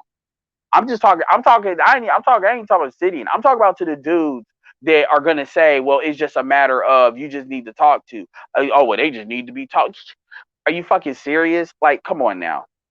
If like the dudes that be like, yeah, man, all I'm gonna deal with a black woman because that's all I know. Great. So accept who they are and deal with them and cut the bullshit. You should accept that you need to improve yourself to create the best outcome to get the best black woman you want to get. If you don't want to deal with interculture, you don't want to do that, that's cool. I'm not saying there's no path there. But don't be on some, well, I'm just waiting for this magical negotiation. No, you're not. Just like how Boyce Watkins was just waiting for that his ex-wife to become available. That's what that shit was. Cut the bullshit. Stop lying to yourself. Go ahead and do it. And just accept what it is. That's all I'm saying. You don't need nobody's permission to do that. Now, okay, would a negotiation maybe help if you've already accepted what I said? It can't hurt. If you're already like that, it can't hurt. Now, for the guys that's on some, well, negotiation ain't never gonna work, so blah blah blah. There's kind of like in alignment like me. You don't need nobody else to validate that. If dudes have a right to do what they want to do. I don't have this need to be like everybody's gotta understand so they can agree with me and why I do what I do. I don't give a fuck.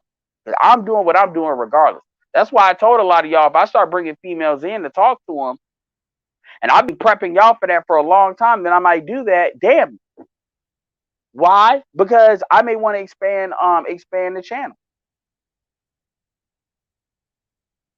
That's why you see me share certain people.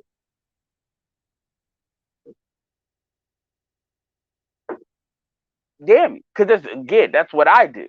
Now, if people want to have these conversations, my conversation has always been more focused. The gynocracy is like a template, but it's still more focused on, well, what are you going to do about your own situation? That's what my stuff has always been aimed at. As far as the quote unquote where the community needs to go, but that's up to black people to make that decision. And in my personal opinion, I think black people are too in love with doing what the fuck they want to do, and they don't want to compromise. And really, what a compromise is needed is women got to come off the bullshit. Everybody knows that, but nobody really wants to just come out and say that. People want to either slow walk it or just not say it at all. And the reality is that just lets me know that the environment has to shift to the point where women just have no choice. And it's getting there. And I think the Z's are going to be a part of that environment because the Z's don't give a fuck. They don't. Now we can kind of play with that and kind of say, well, have we ever addressed it? Look, man, I don't care what you believe. I'm telling you this is what it is. Believe it or don't. I don't care. I really don't. And that's to anybody. Y'all want to think, well, y'all got another chance and these Z's are not on what they're on. That's cool. Believe what you want to believe. I don't care. I really don't.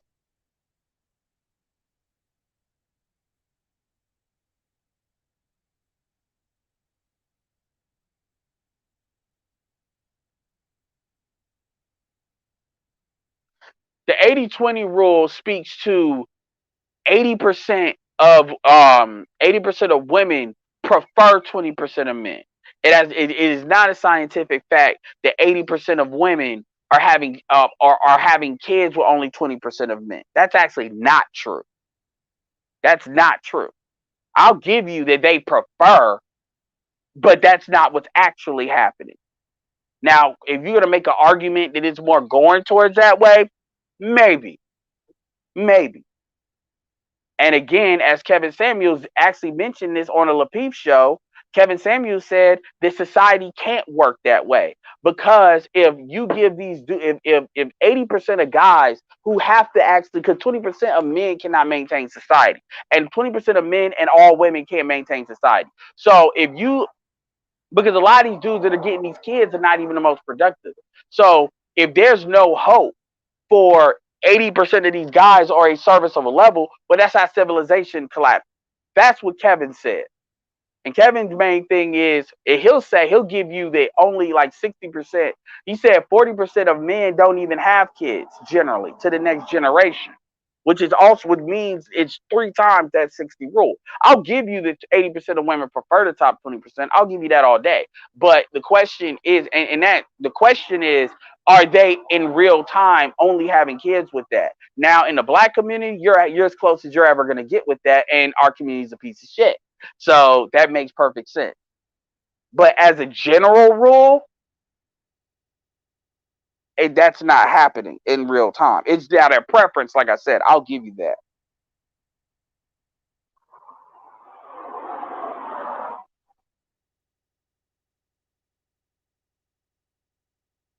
Yes, I'm not 100. Understand something. Me and Kevin, like Kevin creates a platform but at the same time, I don't speak for Kevin Samuels, and I never have. I've never said I have. Where I agree. Where I don't. Where there's slightly things, there is slightly. Even when it comes to like, there was one woman, I forget who it was. She said, "Oh, pink pill, pink book lesson." She said there's a difference between a high value man and an alpha. Now, even to that extent, I think that most high value men are alphas. And I think the way black women decide who an alpha is very backwards, which is why the results are the results, even if they are married. Because if people want to say they're like Bill Gates is not an alpha, okay, according to whom? According to black people standards? Because according to white people standards, and Bill Gates even had a mistress. So I don't know, you know.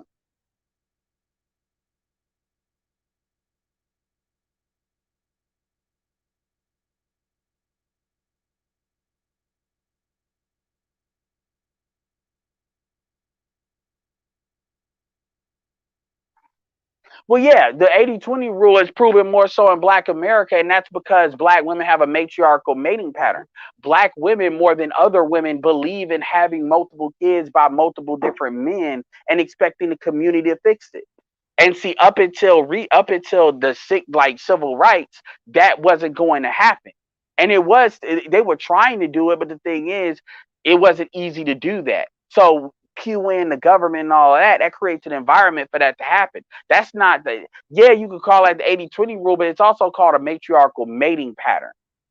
And to be honest with you, dudes have to volunteer to be the quote unquote betas to actually facilitate the community. This is where the pro black turn of black men need to come back, or black men need to be stepfathers, which is what boys want. This is why this is ahead, because they try to recreate that, and people are not playing that game anymore. But this is why the black community is fucked up.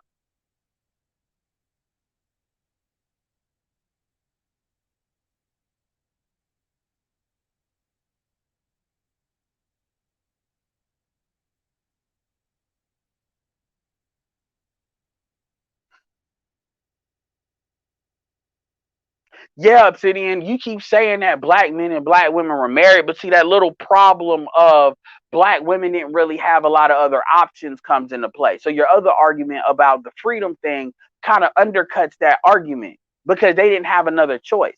So that's not really relevant. See, your thing is you believe because they didn't have a choice, they did something that they're gonna find their way back to something that they didn't have a choice. See, black women remember those times fondly via the color purple. They have a religion that's based on teaching women to never go back to that. And the reality is, women are getting further from that, further from marriage and not closer to it. Women are getting more and more whorish. When prostitution becomes legal, you really gonna see shit wild the fuck out. So this idea that there's any real thing, oh well, we're going against the grind. I mean, okay, whatever. But like I said, at this point, it's really about what people want to believe, and I'm not arguing that shit. Honestly, do what you want.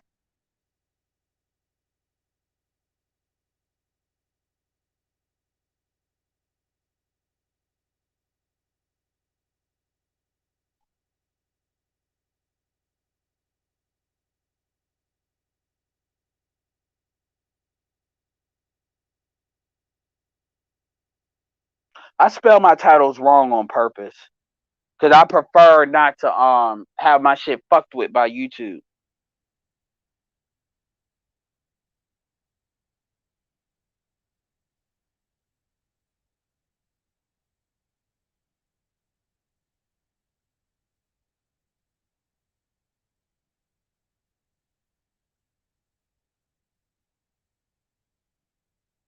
Exactly, Nagone.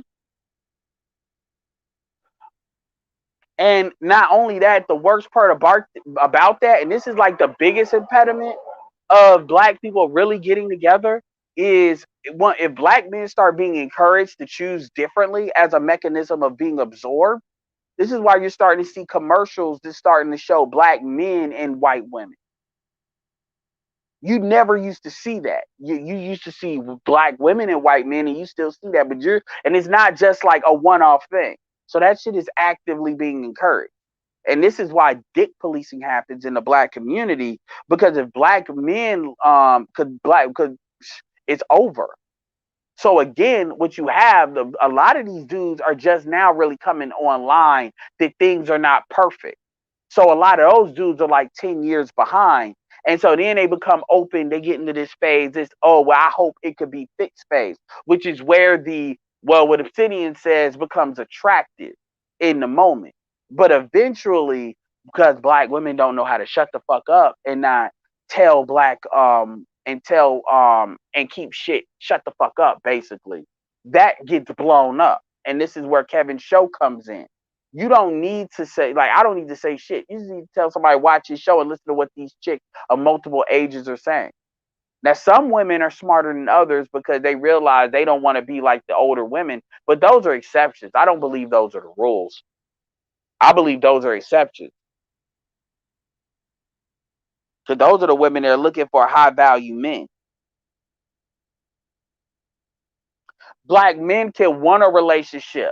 Black men wanting a relationship, and black men, because I mean, if black men want a relationship, understand something. Want a relationship doesn't necessarily mean with a black woman. So that's another thing. But also, wanting a relationship doesn't necessarily mean being a stepfather. So dudes want a relationship, like they're not like, look, man, it's kind of like voting. It's not like, you just because you have the right to vote doesn't mean you'll necessarily vote. You can always get into a relationship. That's like women saying that I like you could, like, so that just means they're not taking it off the table.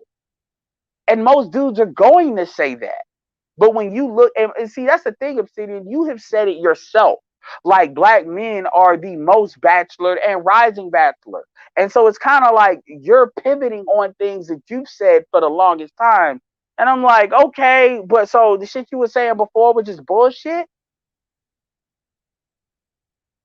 Like, so black men are like the most bachelored up, the rising bachelored up. They wear the most condoms. They have the widest gap. But which generation do you expect is going to just be this magical turn that like black people are going to come together? Now, if you're talking about like 20% of the black community, yeah, I'll give you that you'll have 20% of the black community that are viable to have families. I will give you that. And I've always said that. But if we're talking about like the vast majority of black people, no. And I'll give you that black people are cohabitate. But the reality is, please, a lot of that shit is on a pay as you go basis. And a lot of the stuff you say now and you're promoting now goes very counter to things you promoted as little as maybe like 2 years ago. Very counter. But hey, it is what it is.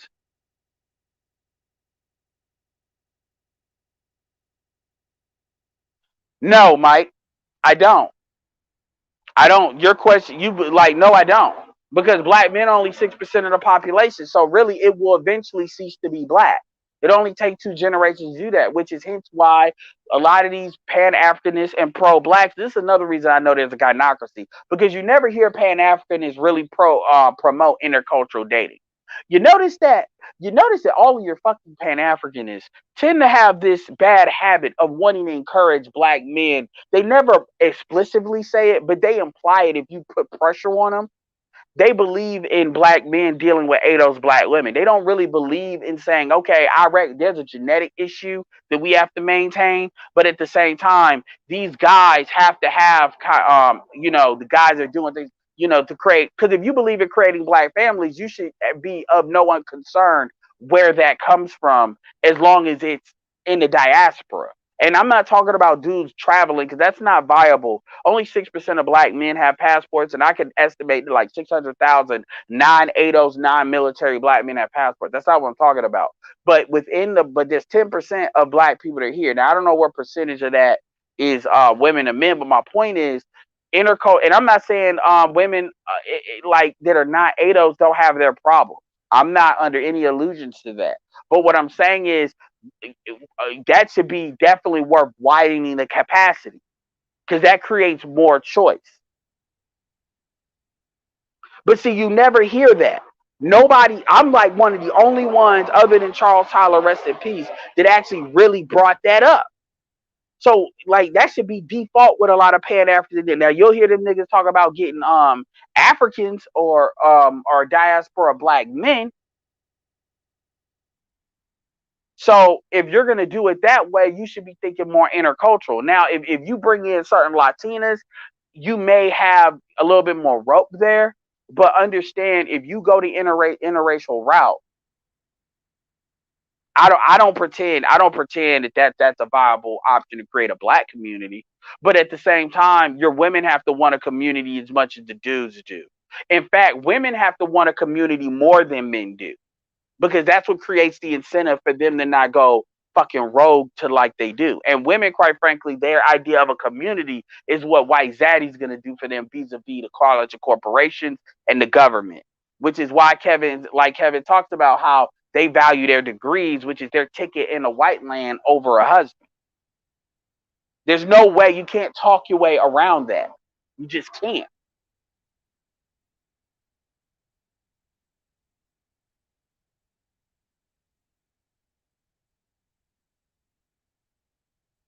Well, nobody said that black men wanted to be with black women. To be fair, none of these stats are saying that black men want to be with black women no matter what, which is why a lot of these dudes are on the fence. What they're saying is they would prefer to be in relationships with black women, and that's not news to me. Black men tolerate a hell of a lot from our women, so that has to be true. But black men want to be with black women more than black women want be with black men. And quite frankly, there's nothing black men can really do to change that. That's not on black men to change. That's on the women to adjust what the fuck they're on. That's the problem. And see, if you notice, and this is why I rail against that shit about black men want to be with black women anyway, the dialogue that we have in the general media is always that, well, black is always the opposite. That black men don't want to be married, don't want to be this, don't want to do that. And that's a mechanism of saying that we don't like black women, and that's why that's a justification for why black women act the way they act with that bullshit. I can't rest in my femininity. See, nobody's talking about all these proposals that black men as a group are given that black women are saying no to. Nobody's talking about that. So the idea is that black men don't want their women, which is a lie. But this justifies like the victim shit why black women do what they do.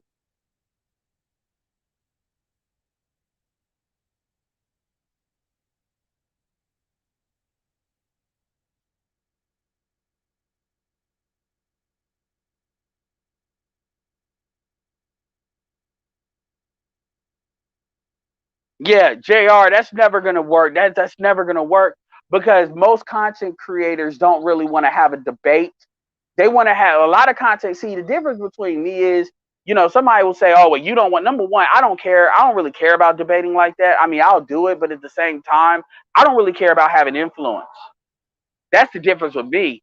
But you have people that they want influence but don't want to debate. And a lot of the women are like that. And they can get influence without debating. And Derek Jackson was like that. They don't, and shit, fuck the content creators. You got PhDs that are like that. They don't want to debate because they understand their shit doesn't stand. And we're not talking about stuff where you got to really get to the nuance of stuff. We're talking about this stuff doesn't even stand to like basic, like, are we going to have a pre-trial to even determine if this case is going to go to the court? So what they use is propaganda and the greater media funded by white society, which is also basically has an incentive to keep black people backwards because that keeps us where we are. And they pretend like nothing's wrong where everything's wrong. Again, BGS says a lot of these PhDs know exactly where the bodies are buried. Like I said, Dr. Umar Johnson, he won't debate. Not really. Because Dr. Umar said, like, for instance, when Dr. Umar tried to say, oh, the black women don't run the black community, the white men run the black community and they manage it through black women, motherfucker, that's exactly what we're fucking talking about. You have just admitted the gynocracy. What that is the same as black women run the black community, but it's powered by the white society. That's exactly what that is. That's dumb. But so he said it without saying it. And I know he knows. But see, and so this is why everybody always comes to the conclusion that black women are going to have to accept certain things. But even Shahrazad Ali said that, but people don't want to say that. People want to keep the focus on men, and men need to man up. Men need to shout out to Judge O'Brien, but he's like, well, black women aren't our enemies. Well, shit, you could have fooled me. When you look, if we were to go through every area of activity, religion, politics, media, sex, law, economics, you show me any of those things where black women are not actively competing with black men or antagonistic to black men as a collective group. You show me that. The women that are not doing that are exceptions to the rule. You will lose that argument on every front, with the exception of war. You'll lose it. So people can say hate, whatever. I'm talking about black women. Your women are not supposed to be antagonistic towards you. And that's not supposed to happen. So men have to deal with shit that other men just don't even have to really consider. Well, what about all these other men? Man, the shit they dealing with is not what we're dealing with. At the end of the day, white women know they can't be white. They cannot have white privilege without white men. They understand that. Jewish women, which is a matriarchy, which is different than a gynocracy, which is why I always say you could get away with matriarchy with black people. You could sell that, but you got to have certain things in place, and women are not willing to compromise that. Women will always try to break those rules, and it works for Jewish women because they don't try to break rules. And they don't try to break rules. And Jewish women are probably the most, and this is true for white Jews as well as Israelis, are probably some of the most assertive women outside of black women, consistently. But like BGS said, how do they treat their boys? Boom. All you need to know about black women is looking at black boys. That's it. That tells you everything you need to know.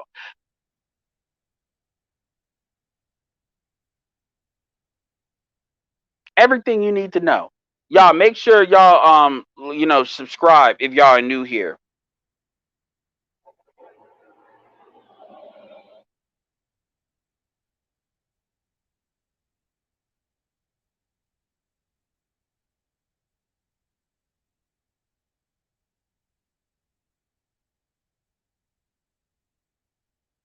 Y'all go keep this shit going.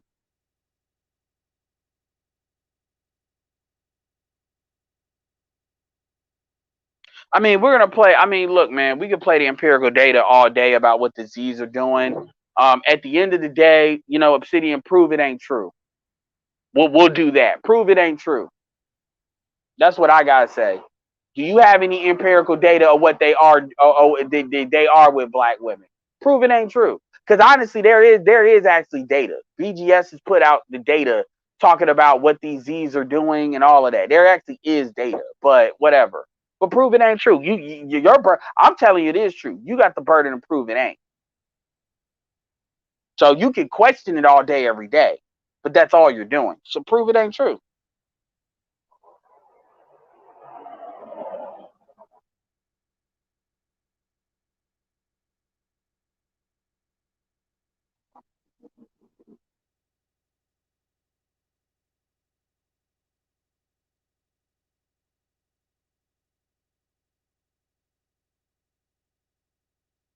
Jackie, that is so stupid what you said.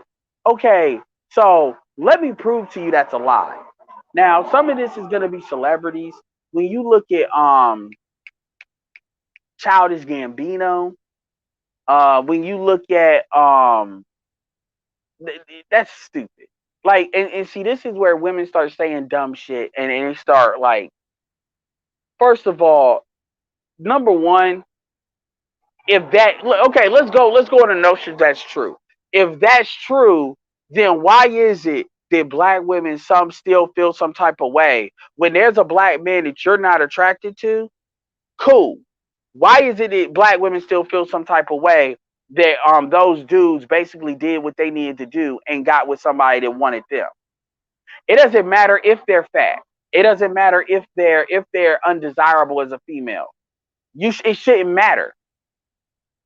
It shouldn't matter, but it does. Dick policing is not just yeah, it may be intensely reserved for the top 20% of guys, but dick policing is not only reserved for the top 20% of guys. That's not generally, because it's also designed to keep, it's not just designed to protect genetic value, it's also designed to protect economic value, which is not necessarily in the guys that have the best genetics, because that's where money's the great equalizer. And women are always bitching about money because this is where the rest in your fit genetic value, which is height, which you all lust after. See, here's the thing. I'm glad you said that. You can't lust doesn't help you rest in your femininity. Now, does it? For all these bitches, and I'm gonna say it just like that. And I ain't calling you a bitch, but I'm saying the women that like to say that shit. I can't rest in my femininity. Well, lust doesn't help you do that. Lust and protection doesn't necessarily go together. When you use lust, you're talking about a hypercarnal biological response. But that has nothing to do with economics, protection, and this is why black women stay fucked up. O'Shea did that video with Summer Walker. Yeah, she lusted for Lundy on the track. Now she talking about she was made a baby mama. And that's somehow London's fault when he had already like 2 kids. Now, as far as non-black women, if that's really true, if you really believe that in your heart of hearts, then you shouldn't have a problem. You shouldn't be worried about black men dating out anyway. You shouldn't worry because it shouldn't matter because they not gonna get picked no matter where they go. And it's interesting. You said short, unattractive black men. Well, let's define that. 14% of men are 6 foot. We're not filtering for money, sexual orientation. We're not filtering for none of that. We're not even filtering for race. The average height is 5'9". So when people say short, that's very subjective, depending on what you prefer. I'm 5'5". I can tell you right now. Do I gotta work harder than probably a dude that's 6 foot or 5'8" to get a woman? Probably. But I date those black women. My younger brothers are both like 5'7" and 5'8". They date those black women. Attractive ones. And I'm attractive ones. So when we're all light skinned. My youngest brother, his grandmother is Japanese, so he looks black, but he's got like kind of the curly hair and brown eyes and shit. And women go for that. Them younger girls love that shit because he's always showing up around. And it's funny because the women that he shows up around, the young girls. I mean, they're like what he's 25, so they're like 20, 24, 23, 22. Like they look wholesome, but they got thottish tendencies. But they don't tend to have tattoos and shit. And I only know they got thottish tendencies. I can kind of see some of it, but he mainly says it. And he dates non-black women too. But he's mainly been dating black women the last like since he was probably 22. So he was mainly doing it in high school and saying my middle brother has been in a long-term relationship for like 5-6 years with an attractive black. So this idea of height and all of that, yeah, that may be depending on the region and stuff. That may carry more weight than not. But sometimes this gets overblown with a variety of other factors.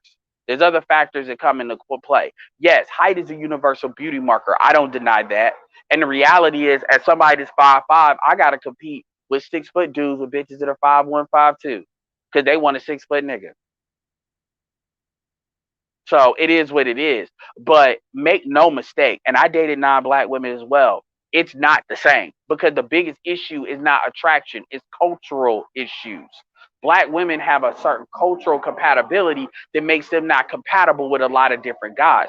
This is why most dudes that fuck with you, they will fuck with you on a sexual basis, but they won't tend to fuck with you outside of that unless they're a certain type of non-black guy.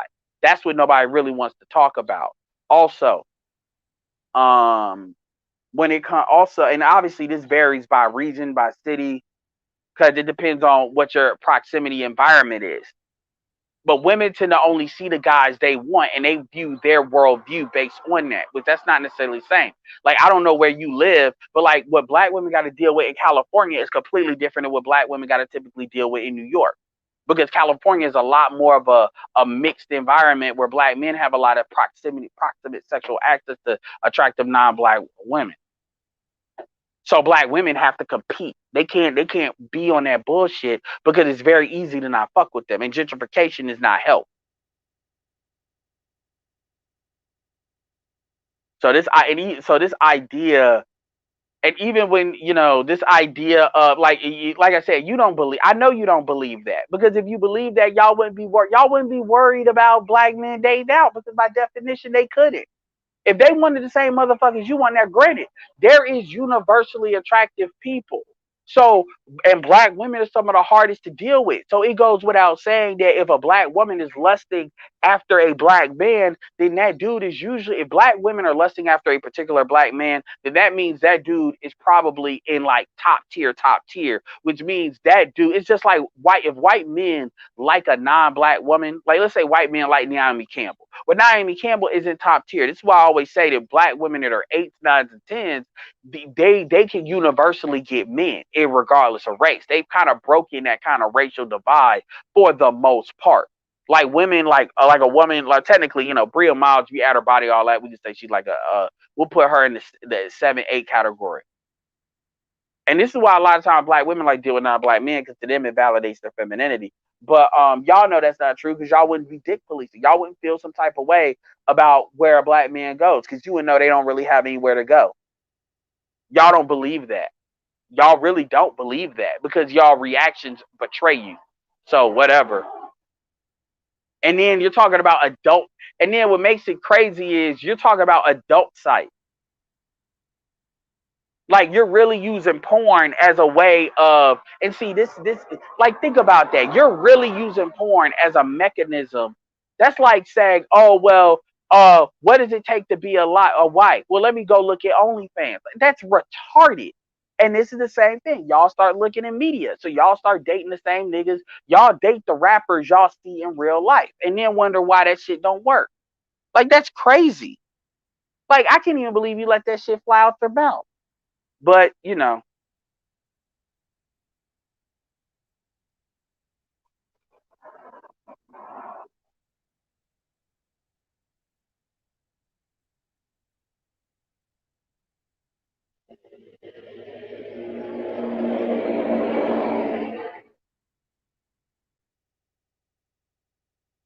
Obsidian keeps coming back to guys like me aren't the problem. They don't give a fuck about that.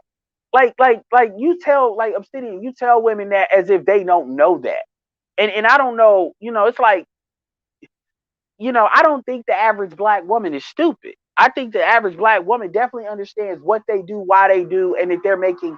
It's almost like you make it sound like women don't know how to make a competent decision that they want to make. It's almost like you're saying that women are like they're you know how they say, like, you can't be charged for murder if you don't understand what right and wrong is. And when I say right and wrong, I mean right and wrong in reference to your own outcomes, not even from a moral standpoint. So you talk about, well, it's not the problem. They know that. They don't care. But they're trying to sell you like an issue so they can it's sexual politicking. Black women want to have sex with certain dudes, and other dudes they want to pay for it. The end. Is that every black chick? No, that's most though. And their mating pattern shows that. And that's something you can't negotiate, because they're not going to ever let that go. And the laws are not ever going to be in place to ensure that they have to. You can't solve that. You're not going to talk them out of that. Think of what she just said. She just said, well, non-black women less. No, those are the guys that in porn. Look, man, shout out to Ramil. To the extent that I understand the porn industry, those are the guys that are chosen because those guys can be used for multiple different scenes anyway. So I mean, the reality of the situation is they tend, you don't pay guys don't get paid in porn like that, like women do. So you tend to want to use the same guys that are consistent because you consistent because there's consistent. Let's just say there's consistent things you need to be able to do in order to be able to create a consistent product, especially with these adult websites like you were mentioning, because these adult websites they need to be able to put out consistent content, and they don't want to, with a woman, all she got to do is really be willing and open her legs and just be able to take direction. Dudes, there's certain things you got to be able to do. Dudes generally have to do, I would say, there's more skill in what dudes have to do. Although women have to have art too. So my point is to say that is that that has nothing necessary, and also when you look at niches, the niches don't necessarily niche down like that. But still, it's like you're looking at points. Say that's crazy to me. But then you got Obsidian talking to her as if she didn't say that, meaning that lets me know that that's an acceptable person for you to even have a quote unquote negotiation with. She's already said what she thinks just by saying that. That says so much, and I just broke it down. First of all, my thing, and this is what I always say: I don't care who women pick. I really don't. But don't get mad. Don't come later, and you can come later and ask me whatever you want to ask. But don't get mad and try to make it like dudes are being anti-black community because they don't want to raise the results of that shit. That's it. Obsidian's gonna tell you, well, we're not the problem in your life. Get the fuck out. I will not.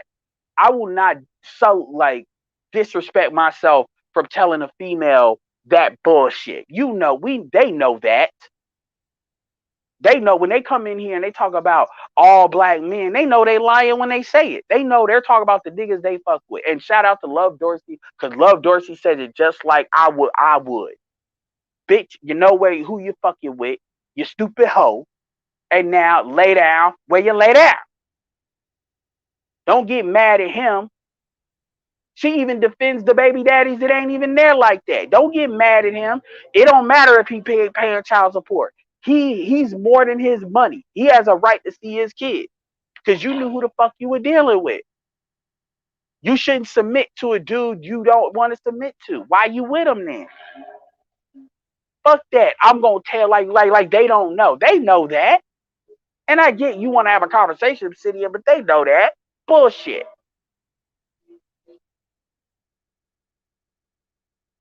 These bitches want to act like they in heat. They go get animalistic outcomes. Point blank. If you want to act like you're uncivilized, just it's the same thing with these dudes. If you want to act like you're uncivilized and having a whole bunch of kids with a whole bunch of different women, don't come to me crying about child support. And I know a lot of dudes where a lot of older women will get a lot of dudes young. I know dudes that are like, I know a couple of dudes that they got 3 kids by like 3 different women, and then all the bitches, the youngest bitch is like 10 years older than him.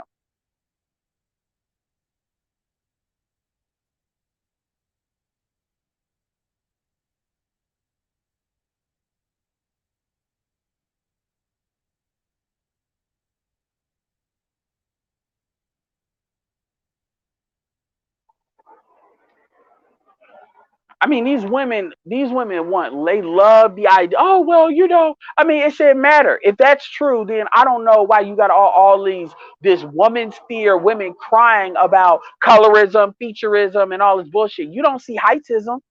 You don't see dudes talking about, you don't see that many dudes like the manosphere is not that big comparatively speaking. You have all this pretty privilege, all of this fake ass. Like, I'm gonna tell you something. I gotta tell you something. Like when shout out to Kevin on that DJ Vlad interview. Vlad said something I did not know. I didn't know Sweetie had plastic surgery because I'm not really looking at her like that. I didn't know she, because he said, yeah, man, she had a small butt, she didn't have a tit flat. But I'm like, are you seeing this bitch got plastic surgery? And all of these hoes lost their minds. Like, it was like, what do they call it? Like Obi-Wan Kenobi. It was 1,000 cries that were suddenly silenced. I'm like, You bitches, this bitch has plastic surgery, and this is a mixed bitch, and you all are defending her against a dark skinned man and said this bitch ain't all that. The most attractive woman per rating, at least today, that Kevin has given anybody is Kelly Rowland. This is crazy to me. And Kelly Rowland ain't got plastic surgery. And by the way, Kelly Rowland is with a normal guy for the most part.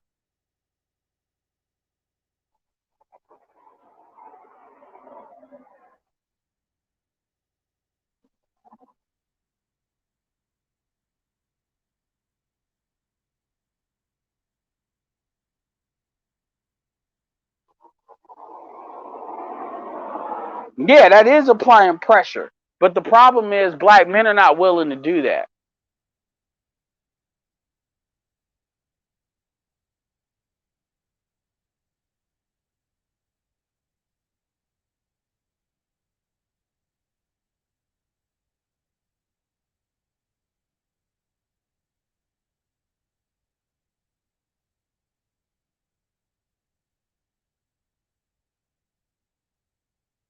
I didn't know that, nurse. I didn't know that.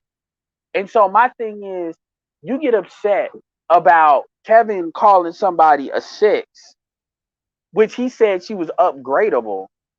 Because he said Alicia Keys is a seven. If you see Alicia Keys without makeup, yeah, she's upgradable.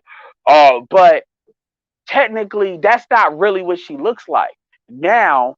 And I'll give you this because he's being a little bit more candid. He talked about Megan Thee Stallion, gave Megan Thee Stallion the same rating as Saweetie. But if you look at a picture, go look at a picture of Megan Thee Stallion before she blew up. And Megan Thee Stallion was a legit six. Now you start getting her attitude and her anger issues, that's different. But and that was with her without all of those upgrades. Saweetie had to get upgraded to that. See, that's what nobody, and see, these will be the same mofos that'll tell you that you're giving light skinned women a pass. This is how I know y'all are full of shit.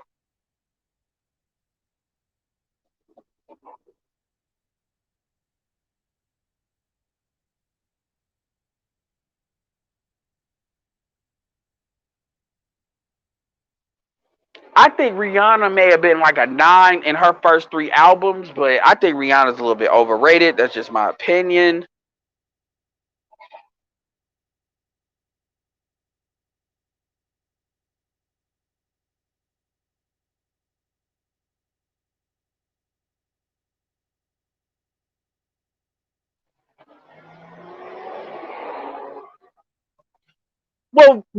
If you're asking what will they do when the landscape changes, I can tell you that. This is my opinion, but I think it's a good prediction.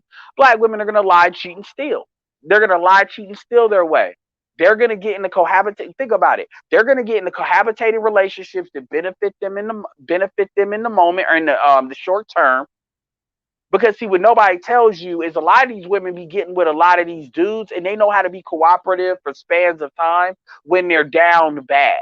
Shout out to Pink Book Lesson. She gave an example of that with the chick that's trying to take T.I. to the cleaner. T.I. and Tiny. A lot of these women, they know how to stay under control. And see, here's the problem. Think about it. Staying under control really means you minimize the amount of bullshit you're doing. But most dudes, because they believe that manhood is about tolerating bullshit, because this is what black men have been socialized to believe, is that if a chick has like a bitch flare up every once in a while, dudes tolerate that because that's it how pussy right there, and she got the big titties and she got a body done. That's how them dumb niggas are. So they deal with that because that's what they're used to. They're used to women flaring up, so they don't really see that as a real problem. But so women are gonna do that, and then you're gonna have women that are gonna lie, cheat, steal, scam. That shit's gonna be turned up. They're already starting to decriminalize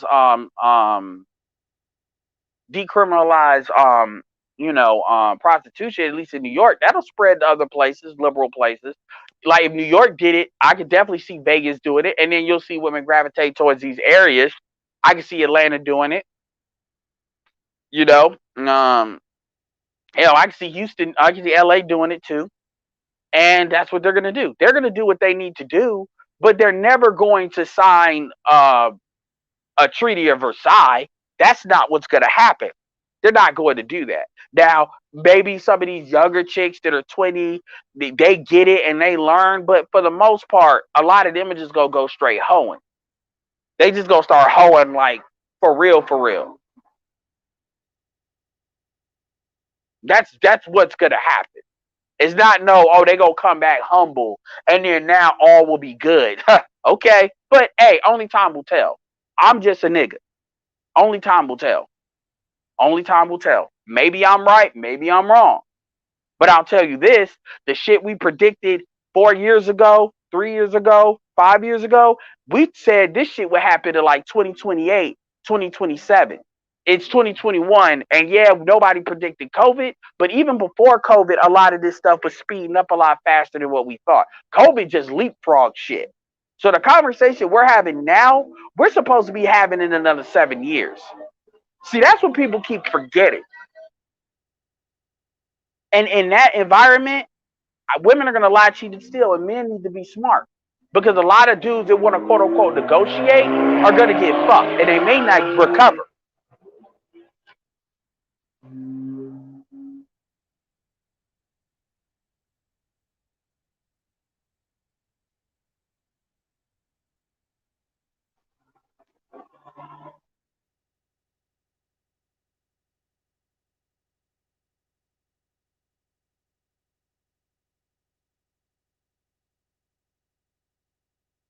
Yeah, and that's another thing too. To jump on, and I'm gonna say this, and I ain't about to bow out. I said that before, but y'all got like 2 hour, half hours out of me. Um, to Nicole's point, what doesn't get said is you don't need most black men to start dating now. Really, what you need is like the higher tier guys to start doing it from an economic standpoint. The dudes that black women like want to have sex with, they're always going to have certain amount of sexual access to these guys, at least the ones that look decent. That's not the, if for nothing else, for sexual access, uh, and having kids. But and then now the argument becomes, well, the vast majority of black men that make a lot of money deal with black women. Well, that's as far as now with millennials, like, or extras. That's not necessarily millennial. That trend is changing. And the thing is, even if that still remains true, which it is, that's it. It doesn't take a lot. If, like, think about it. If you make 50,000, this is what the thing, the middle 64% middle class thing doesn't tell you. Being in middle class just means you're not poor. That's all that means. You could be working class and they consider that middle class. The truth is, only like, you know, like through like 3-4% of black men make like over, like they said, like what, like 200 and something thousand. And then they said, like, you're in the top 25%. If you make 50,000, you're in the top 25%. And obviously, and that 50,000 accounts for black men in a lot of high cost of living areas where 50,000 doesn't go that far. So if you're in 70, if you're making 75 to 80,000, you're like automatically like in the top 15, like 15 or maybe like 10% at that point. So and that's not even the genetic shit. That doesn't count for the quote unquote lust factor, you know, which a lot of them lust guys, they're not even gonna say be incentivized to make the money because they get the pussy anyway. So why? And that's generally the problem that a lot of black women have with a lot of those niggas. Is the niggas they want don't really want to build shit. Not to the extent that they want.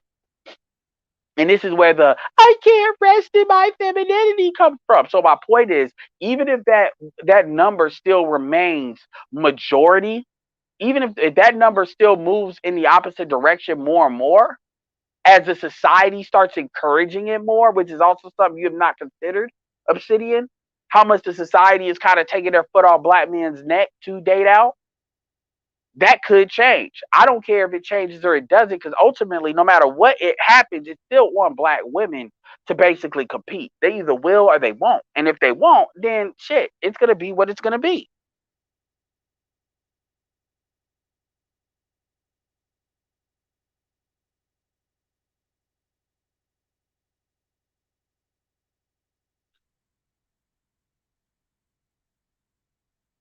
No, I'm about to jump off.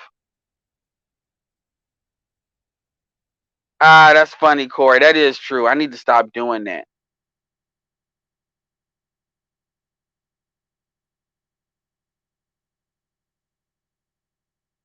Yeah, that's true. That needs to be a running joke. Yeah. And then you're talking about nationally. We're not talking about like in certain cities where that number can move. Because when you spread that 3 or 10% out with all the cities where black people are, that's a thin margin. And see, that's what doesn't get considered. Then we're talking about genetic versus economic. Because technically there's probably more guys that make like $90,000 or $80,000 a year than there are guys that are 6 foot. You see what I'm saying? See, so we can play this game about what is and what ain't. Because keep in mind, Obsidian, you're in Philadelphia, a very, very black area, but everybody don't live in an area that black. Like Philadelphia and Phoenix are two completely different zones. So you have to consider that too. And it is, and then like I said, a lot of these young dudes, we can look, they not playing. We can say we want to about if they're done or not done, but they're definitely not dealing with black women to the extent that millennials and Xers are. They're definitely not as race loyal as millennials and Xers. To me, that's not debatable. That's not debatable. It really isn't. And if people want to debate it, that's to me that's selling hope. And if you want to sell that, go right ahead because I don't blame the seller. I blame the buyer personally. So that is what that is.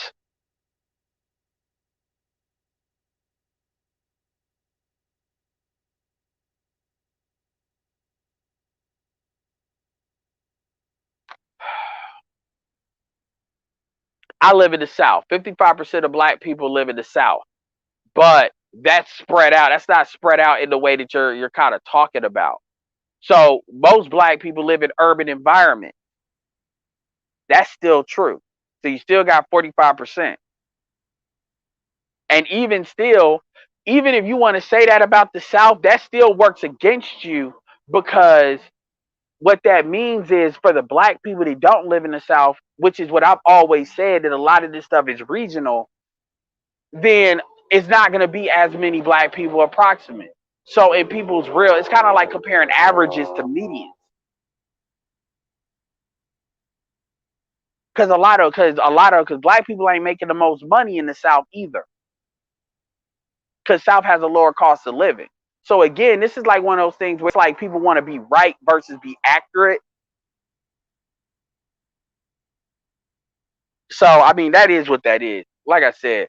So and the South has never generally been like the part of the United States has really driven black culture either. That's another thing too, which doesn't often get talked about. But whatever. Like I don't like playing that tit for tat. Like we're right because at the end of the day, I'm either right or I'm wrong. Every factor is not necessarily considered. And I personally I really don't care because people are going to do what they are going to do, and they're just going to find an excuse and find a reason to do it.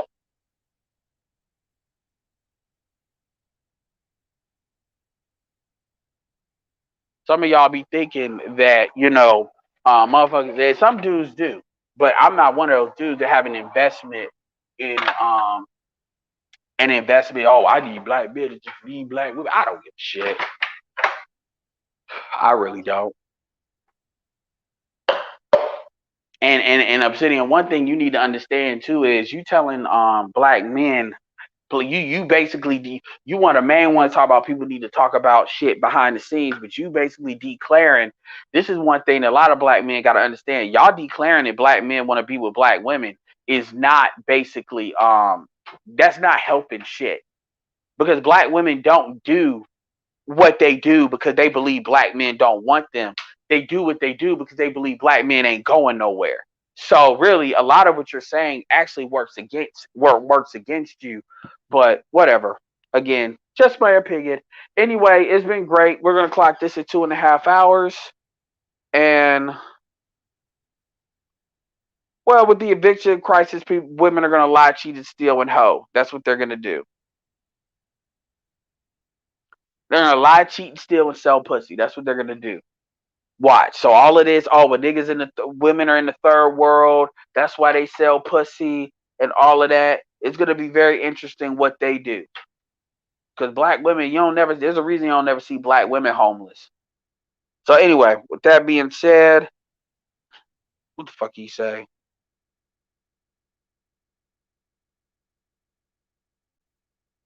Appreciate that, Alan Wiley. That's another thing too, Obsidian. You don't take into account a lot of dudes is quit the dating market. That's like talking about the job numbers as far as unemployment, but people don't take into account people that have gone MGTOW. And there's a lot of dudes that they're on pump and dump. They're on like I really don't really give a shit. So there's a lot of factors here. There's a lot of factors. Anyway, that being said, this is Edward signing off. Peace.